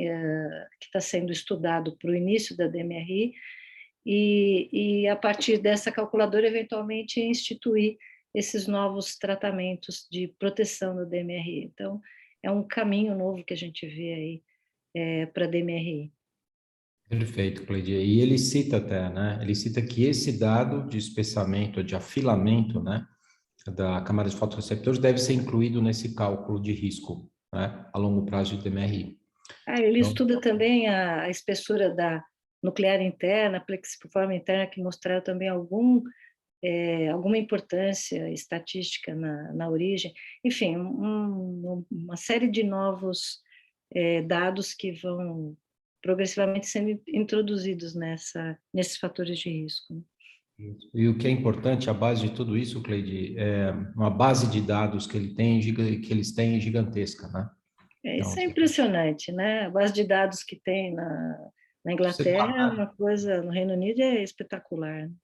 Guardar, você viu, 60 mil pacientes guardados com evolução de 10 anos, com avaliação genética e com segmento de OCT desses pacientes. Imagina quando você fizer algoritmos de inteligência artificial para ver outros parâmetros além desses que foram estudados. Você pode eventualmente descobrir mais dados que são relevantes para a evolução para a DMRI, né? Então, é isso aí. Daqui a pouco, com 40 anos, a gente já vai saber quem vai ter DMRI e quem não vai. Pode ser, né? Pode ser. Obrigado, Cleide. Ótimo comentário. Agora a gente vai fechar com... Tá longa essa reunião, hein? Vamos fechar depois de 1h30 com o caso cirúrgico do Tomás. Tomás, você se apresenta? Tudo bem, professor? Boa tarde, boa noite. Meu nome é Tomás, eu sou preceptor aqui do serviço. Eu queria, primeiro de tudo, agradecer bastante ao Thiago Nogueira por ter me cedido o caso, ter me ajudado com a apresentação. Vocês vão ver bastante imagem que ele que fez de maneira bem gentil para a gente ter essa discussão. Ao mesmo tempo, agradecer a doutora Lívia, que ajudou também na condução do caso, doutor Leandro e doutor André, que a gente discutiu bastante o caso com eles durante o segmento e depois para a gente discutir os pontos que poderiam melhorar nas cirurgias e pensar de maneira diferente a cirurgia, e agradecer ao senhor professor por abrir esse espaço de discussão para a gente e ajudar com a apresentação. Bom, primeiro, meu caso é uma paciente de sexo feminino, 82 anos, fáscica, que uma queixa de baixa divisão em olho direito há 4 dias, que ela relatava, com a acuidade visual pinhole de aproximadamente conta dedos a 2 metros e 1 no outro olho. Na bio, ela tinha uma nuclear, uma cruz nesse olho direito, e vítreo anterior com poeira de tabaco. O fundo de olho dela, na entrada, era esse. O fundo de olho do olho esquerdo, também uma retina aplicada sem roturas. Diante desse quadro, desse fundo de olho, um paciente com uma história, a princípio, recente, que ela relatava, e com esse fundo de olho, gostaria de abrir para condutas cirúrgicas nesse caso. Essa imagem é o que a gente tem. No exame, a gente não conseguiu achar nenhuma rotura. A gente acreditava que a rotura era para a temporal superior, mas a gente não achou a rotura no primeiro exame. Então, como você tem líquido acumulado, está em cima, provavelmente essa rotura deve ser superior e o líquido acumular inferiormente. Se você tivesse só acúmulo de líquido inferiormente, a ruptura deve estar onde esse líquido é um pouco mais alto, na borda superior, né? Aqui você tem ruptura desde temporal superior, lá em cima, acumulando inferiormente. Então, ou você tem, você deve ter uma ruptura temporal superior, com certeza, e talvez, eventualmente, você tenha outra ruptura inferior para dar esse volume maior, né? Quantos anos ela tem? 82. 82. Então, aqui, se você localiza a ruptura e localiza só uma ruptura superior, você poderia fazer uma opção de uma vitrectomia primária para tratar essa lesão superior. Se tem uma lesão inferior associada, você tem que acrescentar um buckle, uma faixa para cobrir inferiormente, e você pode fazer a vitré, ou eventualmente você possa fazer só o buckle envolvendo uma ruptura ou duas rupturas. Como você não vê uma ruptura, eu acho que é mais adequado você fazer a vitrectomia para conseguir visualizar melhor, tá? Talvez ela tenha opacidade mesmo que não permitam essa visibilidade aí. Eu não sei quem mais poderia discutir aqui, eu acho que essa hora todo mundo já foi dormir, viu? Eu estou aqui ainda, é o Hélio. Então, Hélio, pode falar à vontade. Acho que você resumiu bem, acho que é isso mesmo, a provável ruptura deve estar temporal pelo desenho, né? Não sei se tem PVR ali inferior, mas eu também tenho essa conduta, se eu não encontro a ruptura, eu acho que tem que fazer a vitrectomia, e se tem acometimento inferior, eu também pelo menos uso uma faixa. Mas eu acho que você resumiu muito bem isso daí, acho que é isso mesmo. Tá, então a gente é concordante aqui, Tomás. Alguém mais quer comentar? Eu também, Sérgio. Rony, desculpa, você está aí também, fica à vontade. Também eu acho que esse é o caso, você resumiu, como ele falou, e eu vejo muitas dobras na retina, na região inferior, então me preocupa muito se não tem realmente rasgadura aí também, e eu também calçaria essa região, eu colocaria ou uma faixa 242 ou um buckle com uma faixa 240. Perfeito. Então, eu acho que a gente é concordante aqui, hein? Tomás, o que vocês fizeram? Então, professores, quando a gente, no intraoperatório, o Thiago, ele observou realmente essa área de maior bolsão inferior, e a rotura, quando a gente, na ocasião, tinha sido indicada uma vitrectomia primária, para a gente realmente achar as roturas e poder ou não abordar com uma faixa, caso fosse necessário, como os senhores falaram. E no intraoperatório, a gente, o Thiago viu essa região inferior com essas dobras que, durante a cirurgia, elas acabaram regularizando, aceitando, e achou somente essa rotura superior em ferradura, temporal superior em ferradura, que a princípio era a rotura que estava causando tudo isso. E aí, por causa disso, foi realmente realizada só a vitrectomia primária, sem faco, a catarata, não, apesar da paciente ser mais idosa, não era importante e não dificultou a cirurgia, e aí a paciente foi operada, deixada com C3F8 um pós-operatório, e a retina assentou bem, mesmo essas áreas de dobra assentaram bem, não tinha nenhuma rotura ali. Eu queria perguntar se, pelo fato da gente achar, isso foi uma discussão que a gente teve com o professor Cabral e o professor André, pelo fato da gente achar essa rotura em ferradura numa paciente idosa, míope, que não fez catarata, isso acende algum sinal de alarme para a gente, que a gente tem que ficar mais atento durante a cirurgia? Vocês pensariam em alguma coisa durante a cirurgia para se prestar atenção? Vocês querem responder? Acho que não, acho que talvez se tivesse avaliado antes, se tivesse encontrado, poderia até ter sido indicado uma pneumática com um pouco menos sucesso, mas numa paciente de 80 anos, eu poderia até ter tentado se encontrasse. Agora, do mais, não tem nenhuma preocupação nesse sentido, mesmo porque, como é superior e você vai deixar o gás, é uma cirurgia meio que checkmate, com muita chance de sucesso mesmo. Eu não descartaria, talvez, fazer uma facovitrea numa paciente dessa, para quando eu não vejo a ruptura, para poder visualizar melhor a base e trabalhar um pouco. Eu acho que também cabe a possibilidade de fazer uma facovitrea, né? Mas seria mais ou menos isso, caso eu não tivesse visualizado a ruptura, né? Mas o desenho mostrava muito, né?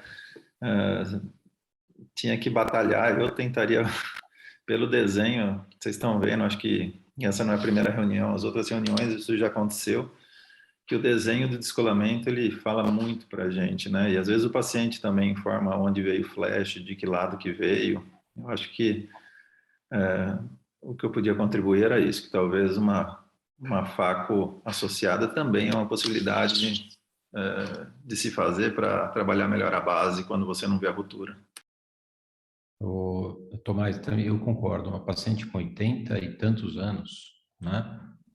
Ela vai desenvolver catarata no pós-operatório e eu acho que vai desenvolver rapidamente. Então, eu faria num procedimento só. Eu faria para ela não, para bloquear o desenvolvimento da catarata, já implanto com a lente, e para visualizar melhor essa região inferior, que é importante a gente ver se não tem nenhuma ruptura aqui embaixo, contribuindo para a formação desse descolamento, tá? Mas não é obrigatório, você pode fazer depois da FACO. Perfeito. Como é uma reunião, que a reunião já está extensa, o caso também foi extenso, infelizmente, no pós-operatório recente, mais ou menos uma semana, 10 dias, que de uma cirurgia sem intercorrência, deixado C3F8, a gente tem uma imagem de Daytona que não está tão boa, mas no exame, na lâmpada de Fender com a lente de 20, com o oftalmoscópio indireto, a gente conseguia ver uma retina inferior, a retina inferior redescolou, aquela área que tinha essas dobras, ela acabou fazendo uma prega de PVR e abriu 2 novas roturas, mais ou menos dessa maneira que os senhores podem ver. Aí, frente a esse caso, com uma evolução desfavorável, eu queria saber o que os senhores fariam, qual seria a próxima conduta do paciente.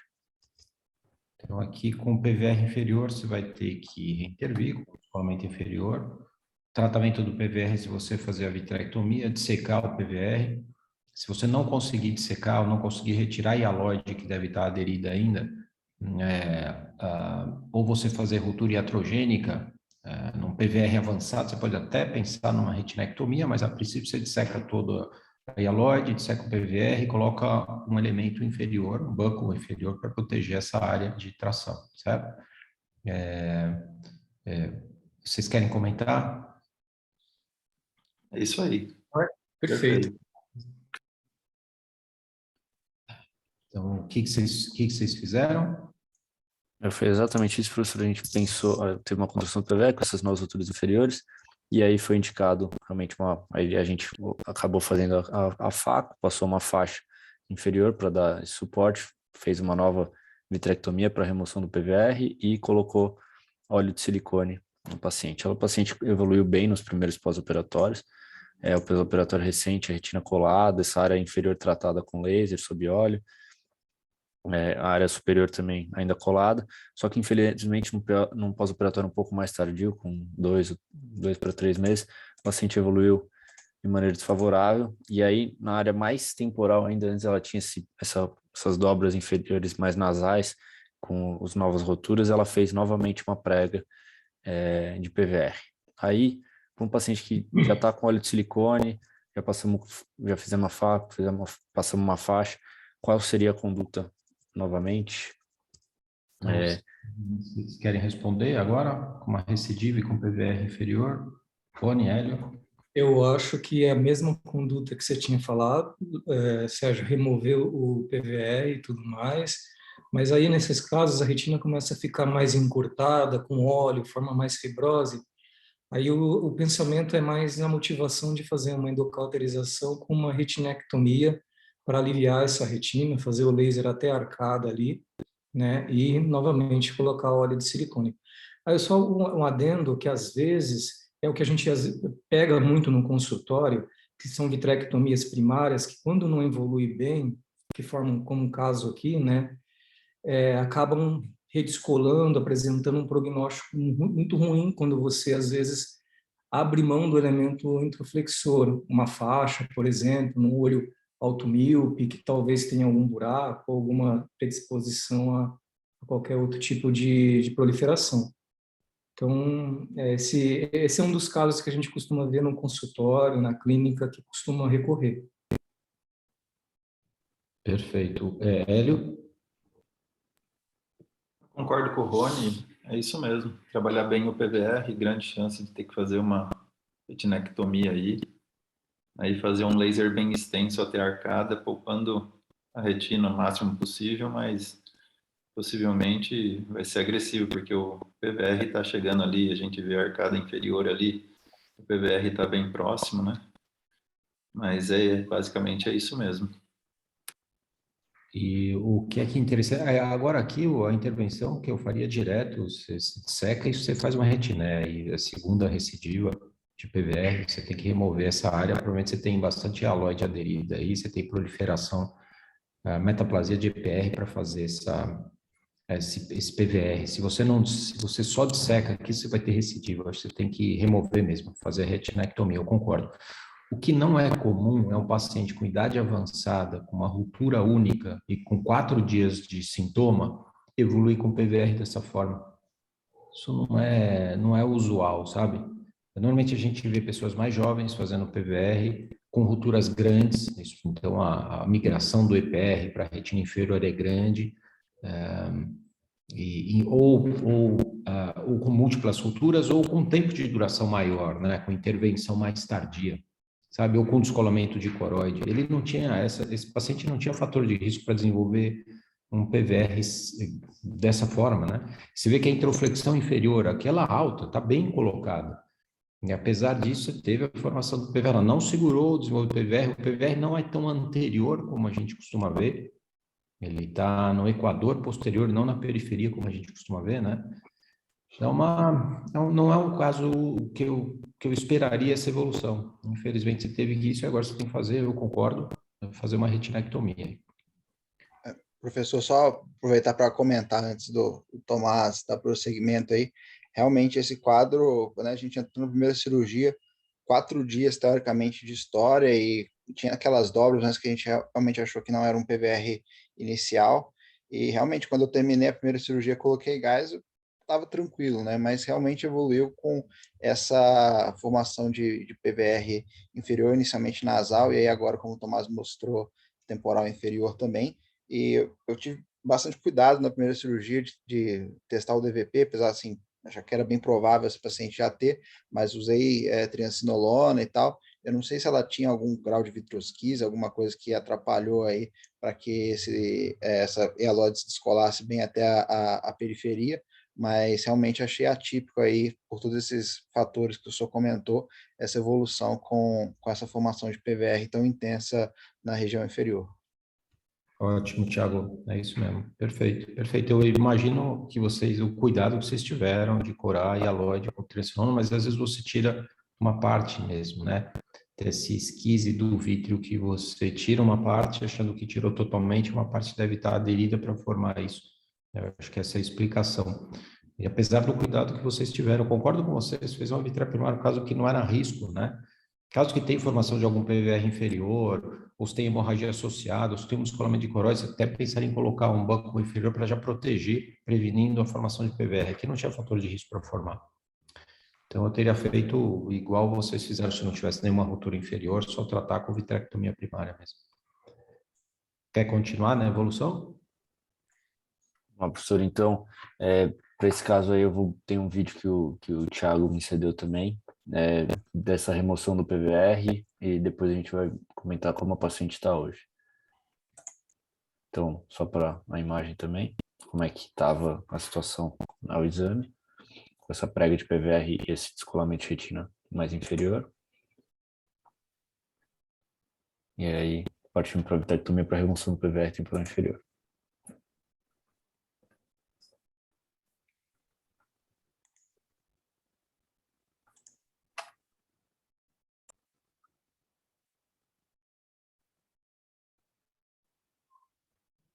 Pode ir comentando, tá? Eu só sei que tem o texto, mas pode comentar.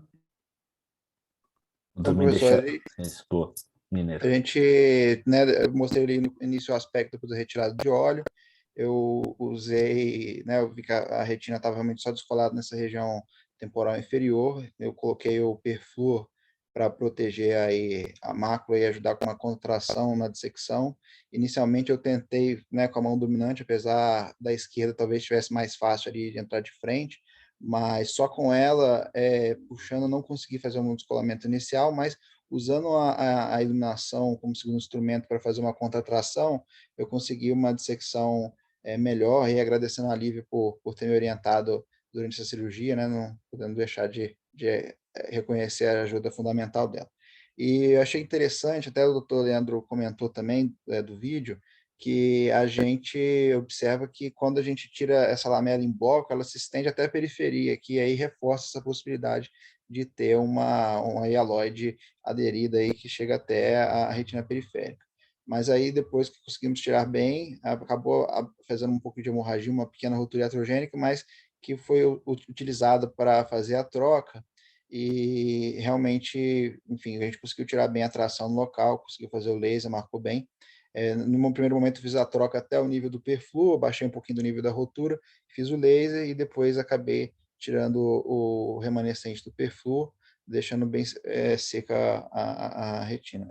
No momento da cirurgia, como sentou muito bem, eu acreditei que não era necessário estender mais essa fazer uma retinectomia, né? Porque, enfim, era uma rotura relativamente posterior e eu, né, já vi alguns casos que a gente acaba tendo contrações ali. Quando você tem uma retinectomia muito extensa, às vezes você não tem muito o que fazer. Mas é claro que, tendo visto o histórico dessa paciente, existe essa possibilidade, mas no segmento dela atual, eu acredito que, graças a Deus, está indo bem.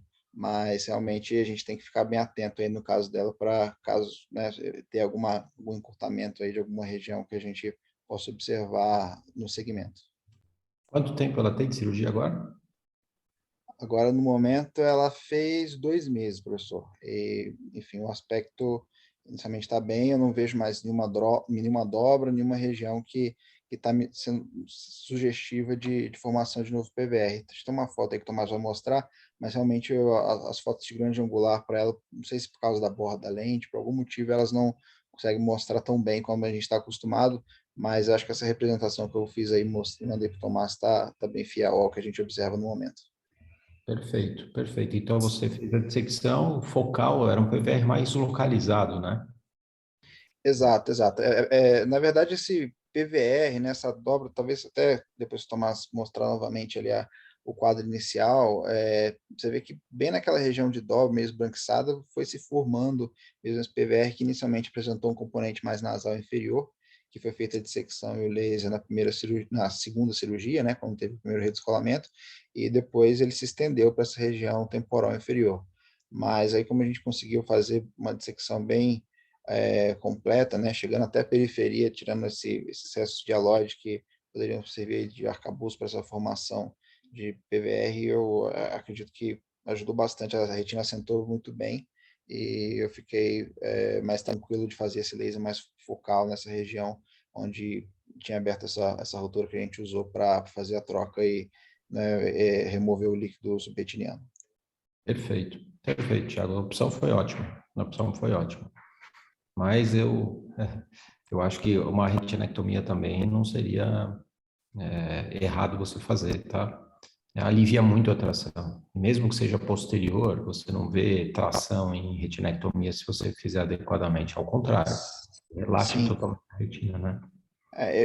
Eu confesso que eu entrei preparado para fazer uma retinectomia, mas a partir do momento que a gente fez uma dissecção que eu julguei adequada e a gente teve uma boa, né, uma boa reaplicação da retina, eu fiquei mais tranquilo nesse sentido. Mas realmente eu confesso que já tinha separado do cautério lá para esse plano. Mas eu concordo, se você conseguiu, se você visualizou, olha, o PVR é focal e você consegue retirar todo o PVR, no final a gente viu que você tirou tudo, a retina assentou, você pode até fazer a troca para ver se a retina com ar, para ver se a retina não tem mais nenhuma tração, se ela senta bem mesmo, né, para comprovar a tua impressão, e foi o que aconteceu, e eu acho que está certo, faz o laser na rotura, vai colocar o silicone e ver a evolução, e você está vendo a evolução aí com 2 meses sem formar PVR de novo. Porque, em geral, com 8 semanas, você já vê formação de PVR novamente se você tem a recidiva. Até 12 você pode ter formação de PVR, mas, em geral, com 8 você já você já vê um PVR se iniciando e tracionando de novo e que você não viu. Então, você removeu o que precisava ser removido mesmo. Tá ótimo. Rony e Hélio, o que vocês comentam aqui? Eu faria maior, como você comentou, Sérgio, eu não arriscaria ficar, mesmo aliviando, é uma região muito complexa para desenvolver novo PVR, e eu tenho o hábito de fazer maior quando acontece esse tipo de caso parecido assim, mesmo aliviando, eu faço maior. Perfeito. Hélio? Eu achei que foi ótimo. É até gostoso quando você consegue tirar desse jeito e ver que não era tão tracional, né?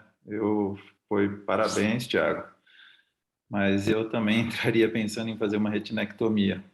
E só uma observação, nesses casos que tem ruptura inferior, recidiva de inferior, logo que eu faço o tratamento, às vezes como eu falei, eu faço um pouquinho mais extenso o laser inferior, e eu uso muito a posição de cabeça no pós-operatório, tá?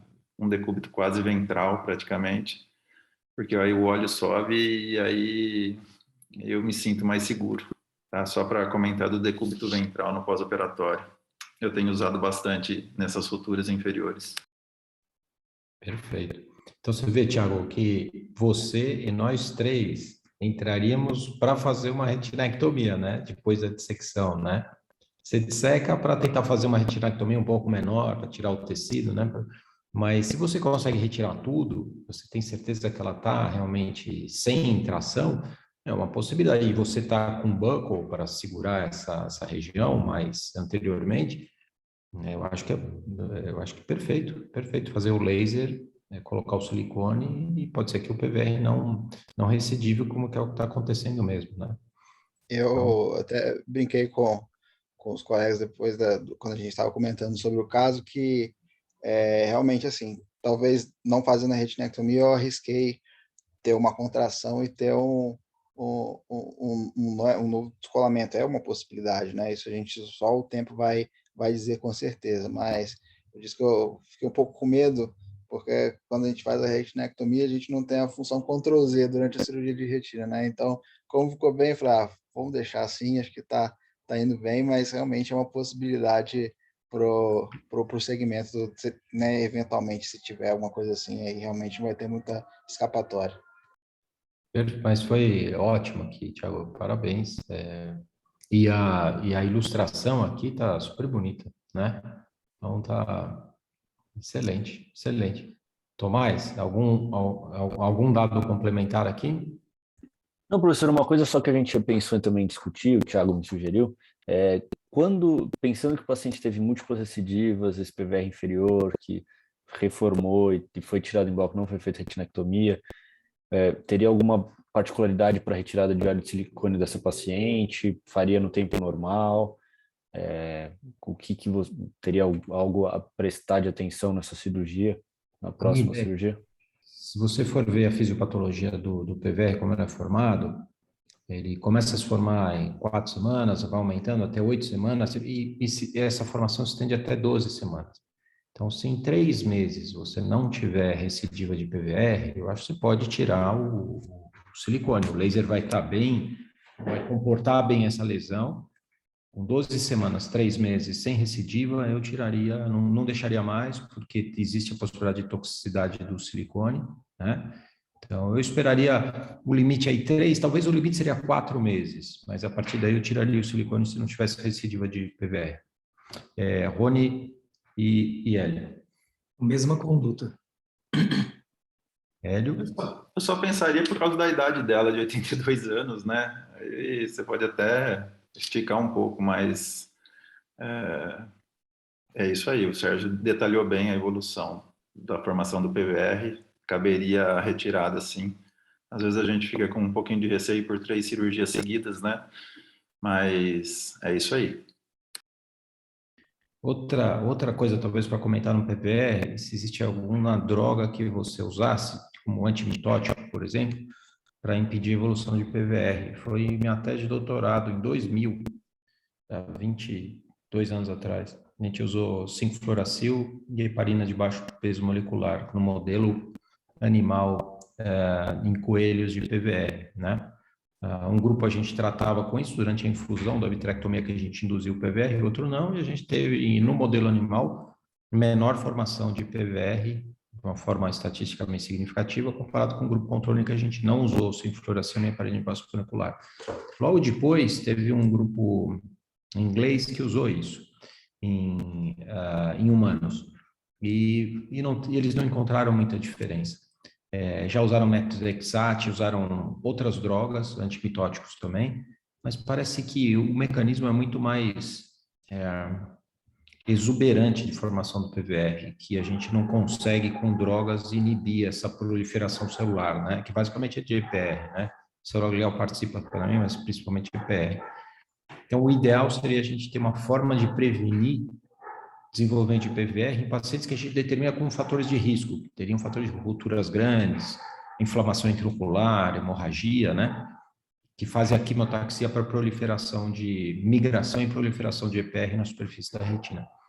Mas, para ser sincero com vocês, eu não uso nenhuma dessas drogas porque a eficácia é mínima e tem efeitos colaterais também, né? Toxicidade dessa medicação, mas seria uma forma de a gente evitar a formação de PVR, né? Você inibir a proliferação. Isso é uma outra etapa que a gente ainda não atingiu, mas que, esses pacientes se beneficiariam muito se a gente tivesse como prevenir formação de PVR. O senhor adiantou a nossa próxima pergunta aí, professor. A gente realmente abordar esse tema, porque realmente a gente tem visto aí algumas publicações nesse sentido, alguns protocolos. Lá em Montreal eu tive a possibilidade de acompanhar com o Dr. Flávio. Ele usa o methotrexato, mas só que realmente é um tipo de tratamento bem intensivo, são injeções mensais repetidas. Eu não me lembro exatamente agora se ele fazia 6 ou 9, mas, né, segundo ele, na casuística dele, ele tem observado algum efeito, mas realmente é algo que talvez fosse meio difícil de aplicar nesse caso, tanto pela questão de ser uma senhora de 82 anos, para a gente fazer várias injeções dessa forma, de uma forma tão intensiva, e também pela questão da manipulação da droga, que não é algo muito padronizado ainda no nosso serviço, né? Não é algo que a gente utiliza. E o número de estudos, ótimo comentário, o número de estudos sobre isso ainda é pequeno. A gente precisa ter um nível 1 de evidência, entendeu? Exato. Realmente não tem muita coisa nesse sentido, né? Em modelo humano, de forma em clinical trial né, com maior volume para a gente poder defender esse protocolo de uma forma muito definitiva. O que a gente tem como nível 1 de evidência são as estatinas. E a gente sabe que o descolamento de retina é uma doença inflamatória, né? Libera muita citocina intraocular, e eles alegam que a estatina ela tem um efeito pleiotrópico. Ela exerce um papel na inibição da formação do PVR, em quem usou em estudo de meta-análise bastante grande, Sérgio. E aí eu acabo usando nos meus pacientes automíope. Eu vejo se o paciente está usando, aí eu inicio o tratamento do descolamento, eu acabo passando estatina, pelos esses estudos de meta-análise de nível de evidência 1. Mas é uma situação que a gente quer sempre prevenir o PVR, né? Então a gente busca na literatura, como vocês vêm falando, alternativas para que não aconteça e não recorra ao descolamento no paciente, né? Mas, Rony, não tem nenhum estudo com nível de evidência com estatina. Você pode reunir vários estudos menores e fazer um estudo de meta-análise de estudos menores, mas nenhum deles com nível de evidência. Eu não lembro de nenhum estudo com estatina via oral. É isso, via oral? Não, eles fazem, eles observaram, né, estudo de milhares de pacientes e avaliaram o estudo do PVR nesses pacientes. Então, tem estudos bastante com um nível de evidência importante nessa área, assim, que a gente acaba vendo. Aí você vê os pacientes que usam estatina e pacientes que não usam estatina e veem se eles desenvolvem mais ou menos PVR nos casos em que tiveram descolamento de retina, é isso? Isso. Epidemiológico, você vê descolamento de retina em usuários de estatina e descolamento de retina em pacientes que não são usuários de estatina. Faz um balanço dos dois grupos, é isso, né? Eu não me recordo nessa meta-análise estava quais os níveis de evidência totais, mas é uma meta-análise bastante séria, Sérgio, que eu posso depois ver, buscar e te apresentar também. Mas assim, é uma coisa que eu também me deparei, né, nessa linha de buscar alternativas para reduzir o desenvolvimento do PVR, mas o estudo é importante, assim, o estudo tem a sua importância. Mas é um nível de evidência indireto, né? Porque você talvez compare formas diferentes de PVR e é difícil encontrar onde a fisiopatologia da estatina na inibição dessa proliferação celular. É um campo interessante, para ver.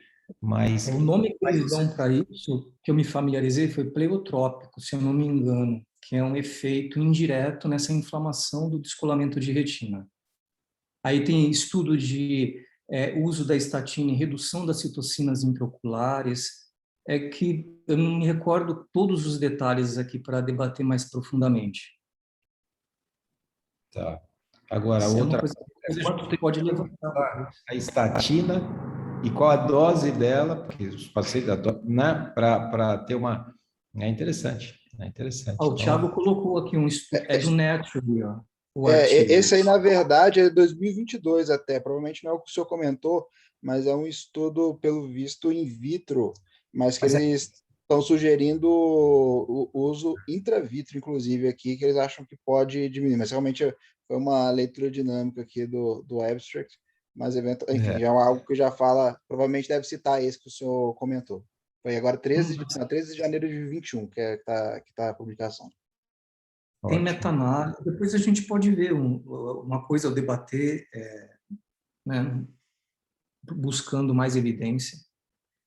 Ótimo. Mas é um outro campo, É interessante ver como estatina vai interferindo, porque a gente usou drogas que são altamente eficazes em inibir proliferação celular, né?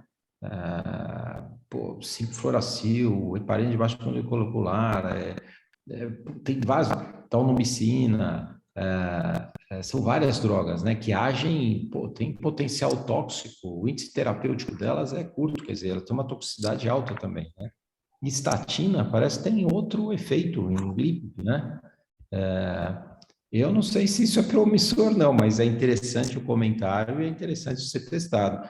Outra coisa que eu aprendi é que estudo in vitro é uma coisa, estudo em vivo é outra completamente diferente. Você cria algumas hipóteses em estudos in vitro e você vai testar em vivo e poucas delas podem ter o resultado que você espere, né? Mas tudo bem, é uma outra área. Tomara que isso dê certo e a gente dê estatina aos pacientes que a gente opere com risco de criar PVR e a gente tenha resultado com isso. Eu acho pouco provável, mas Rony, ótimo, Thiago, ótimo. É um campo para a gente avaliar, certo? Certo. Ótimo. Algum outro comentário, Rony? Algum outro comentário sobre isso? Acho que não, está muito bem apresentado. Excelente. O Thiago, alguma coisa a mais aqui? Não, acho que foi bem essa discussão mesmo e ficamos aí na torcida que realmente, né, não precisamos, quer dizer, só o óleo, né, mais para frente que a gente vai tirar, mas que seja só isso mesmo na evolução dessa paciente. Perfeito. Hélio? Muito bem discutido, até demais, mas não, ótima discussão aí, parabéns, Thiago, a ilustração também bem legal, parabéns a todos aí. O Tomás está devendo um jantar para o Thiago, né? Exatamente, professor. Ô, Tomás, parabéns. Ô, Tomás, algum comentário aí complementar ou não? Não, professor, mas vamos ver se eu até tinha comentado com o senhor de trazer esses estudos numa próxima reunião. Porque é interessante. Eu acho que os casos cirúrgicos estão faltando aí estudos para... E foi legal o Rony chamar a atenção disso e o Thiago apresentar aqui, porque é interessante para a gente ter essa correlação com estudos, né? Mas ótimo. Excelente caso. Parabéns aí pela condução do caso e e pela apresentação, ótima. Eu acho que, se ninguém tiver nenhum comentário, a gente pode encerrar, então, certo? Certo, professor. Boa noite. Então tá bom. Obrigado. Boa noite. Tchau, tchau. Obrigado os comentários, obrigado a todo mundo que assistiu. Quinta-feira que vem a gente está de volta, tá? Um abraço.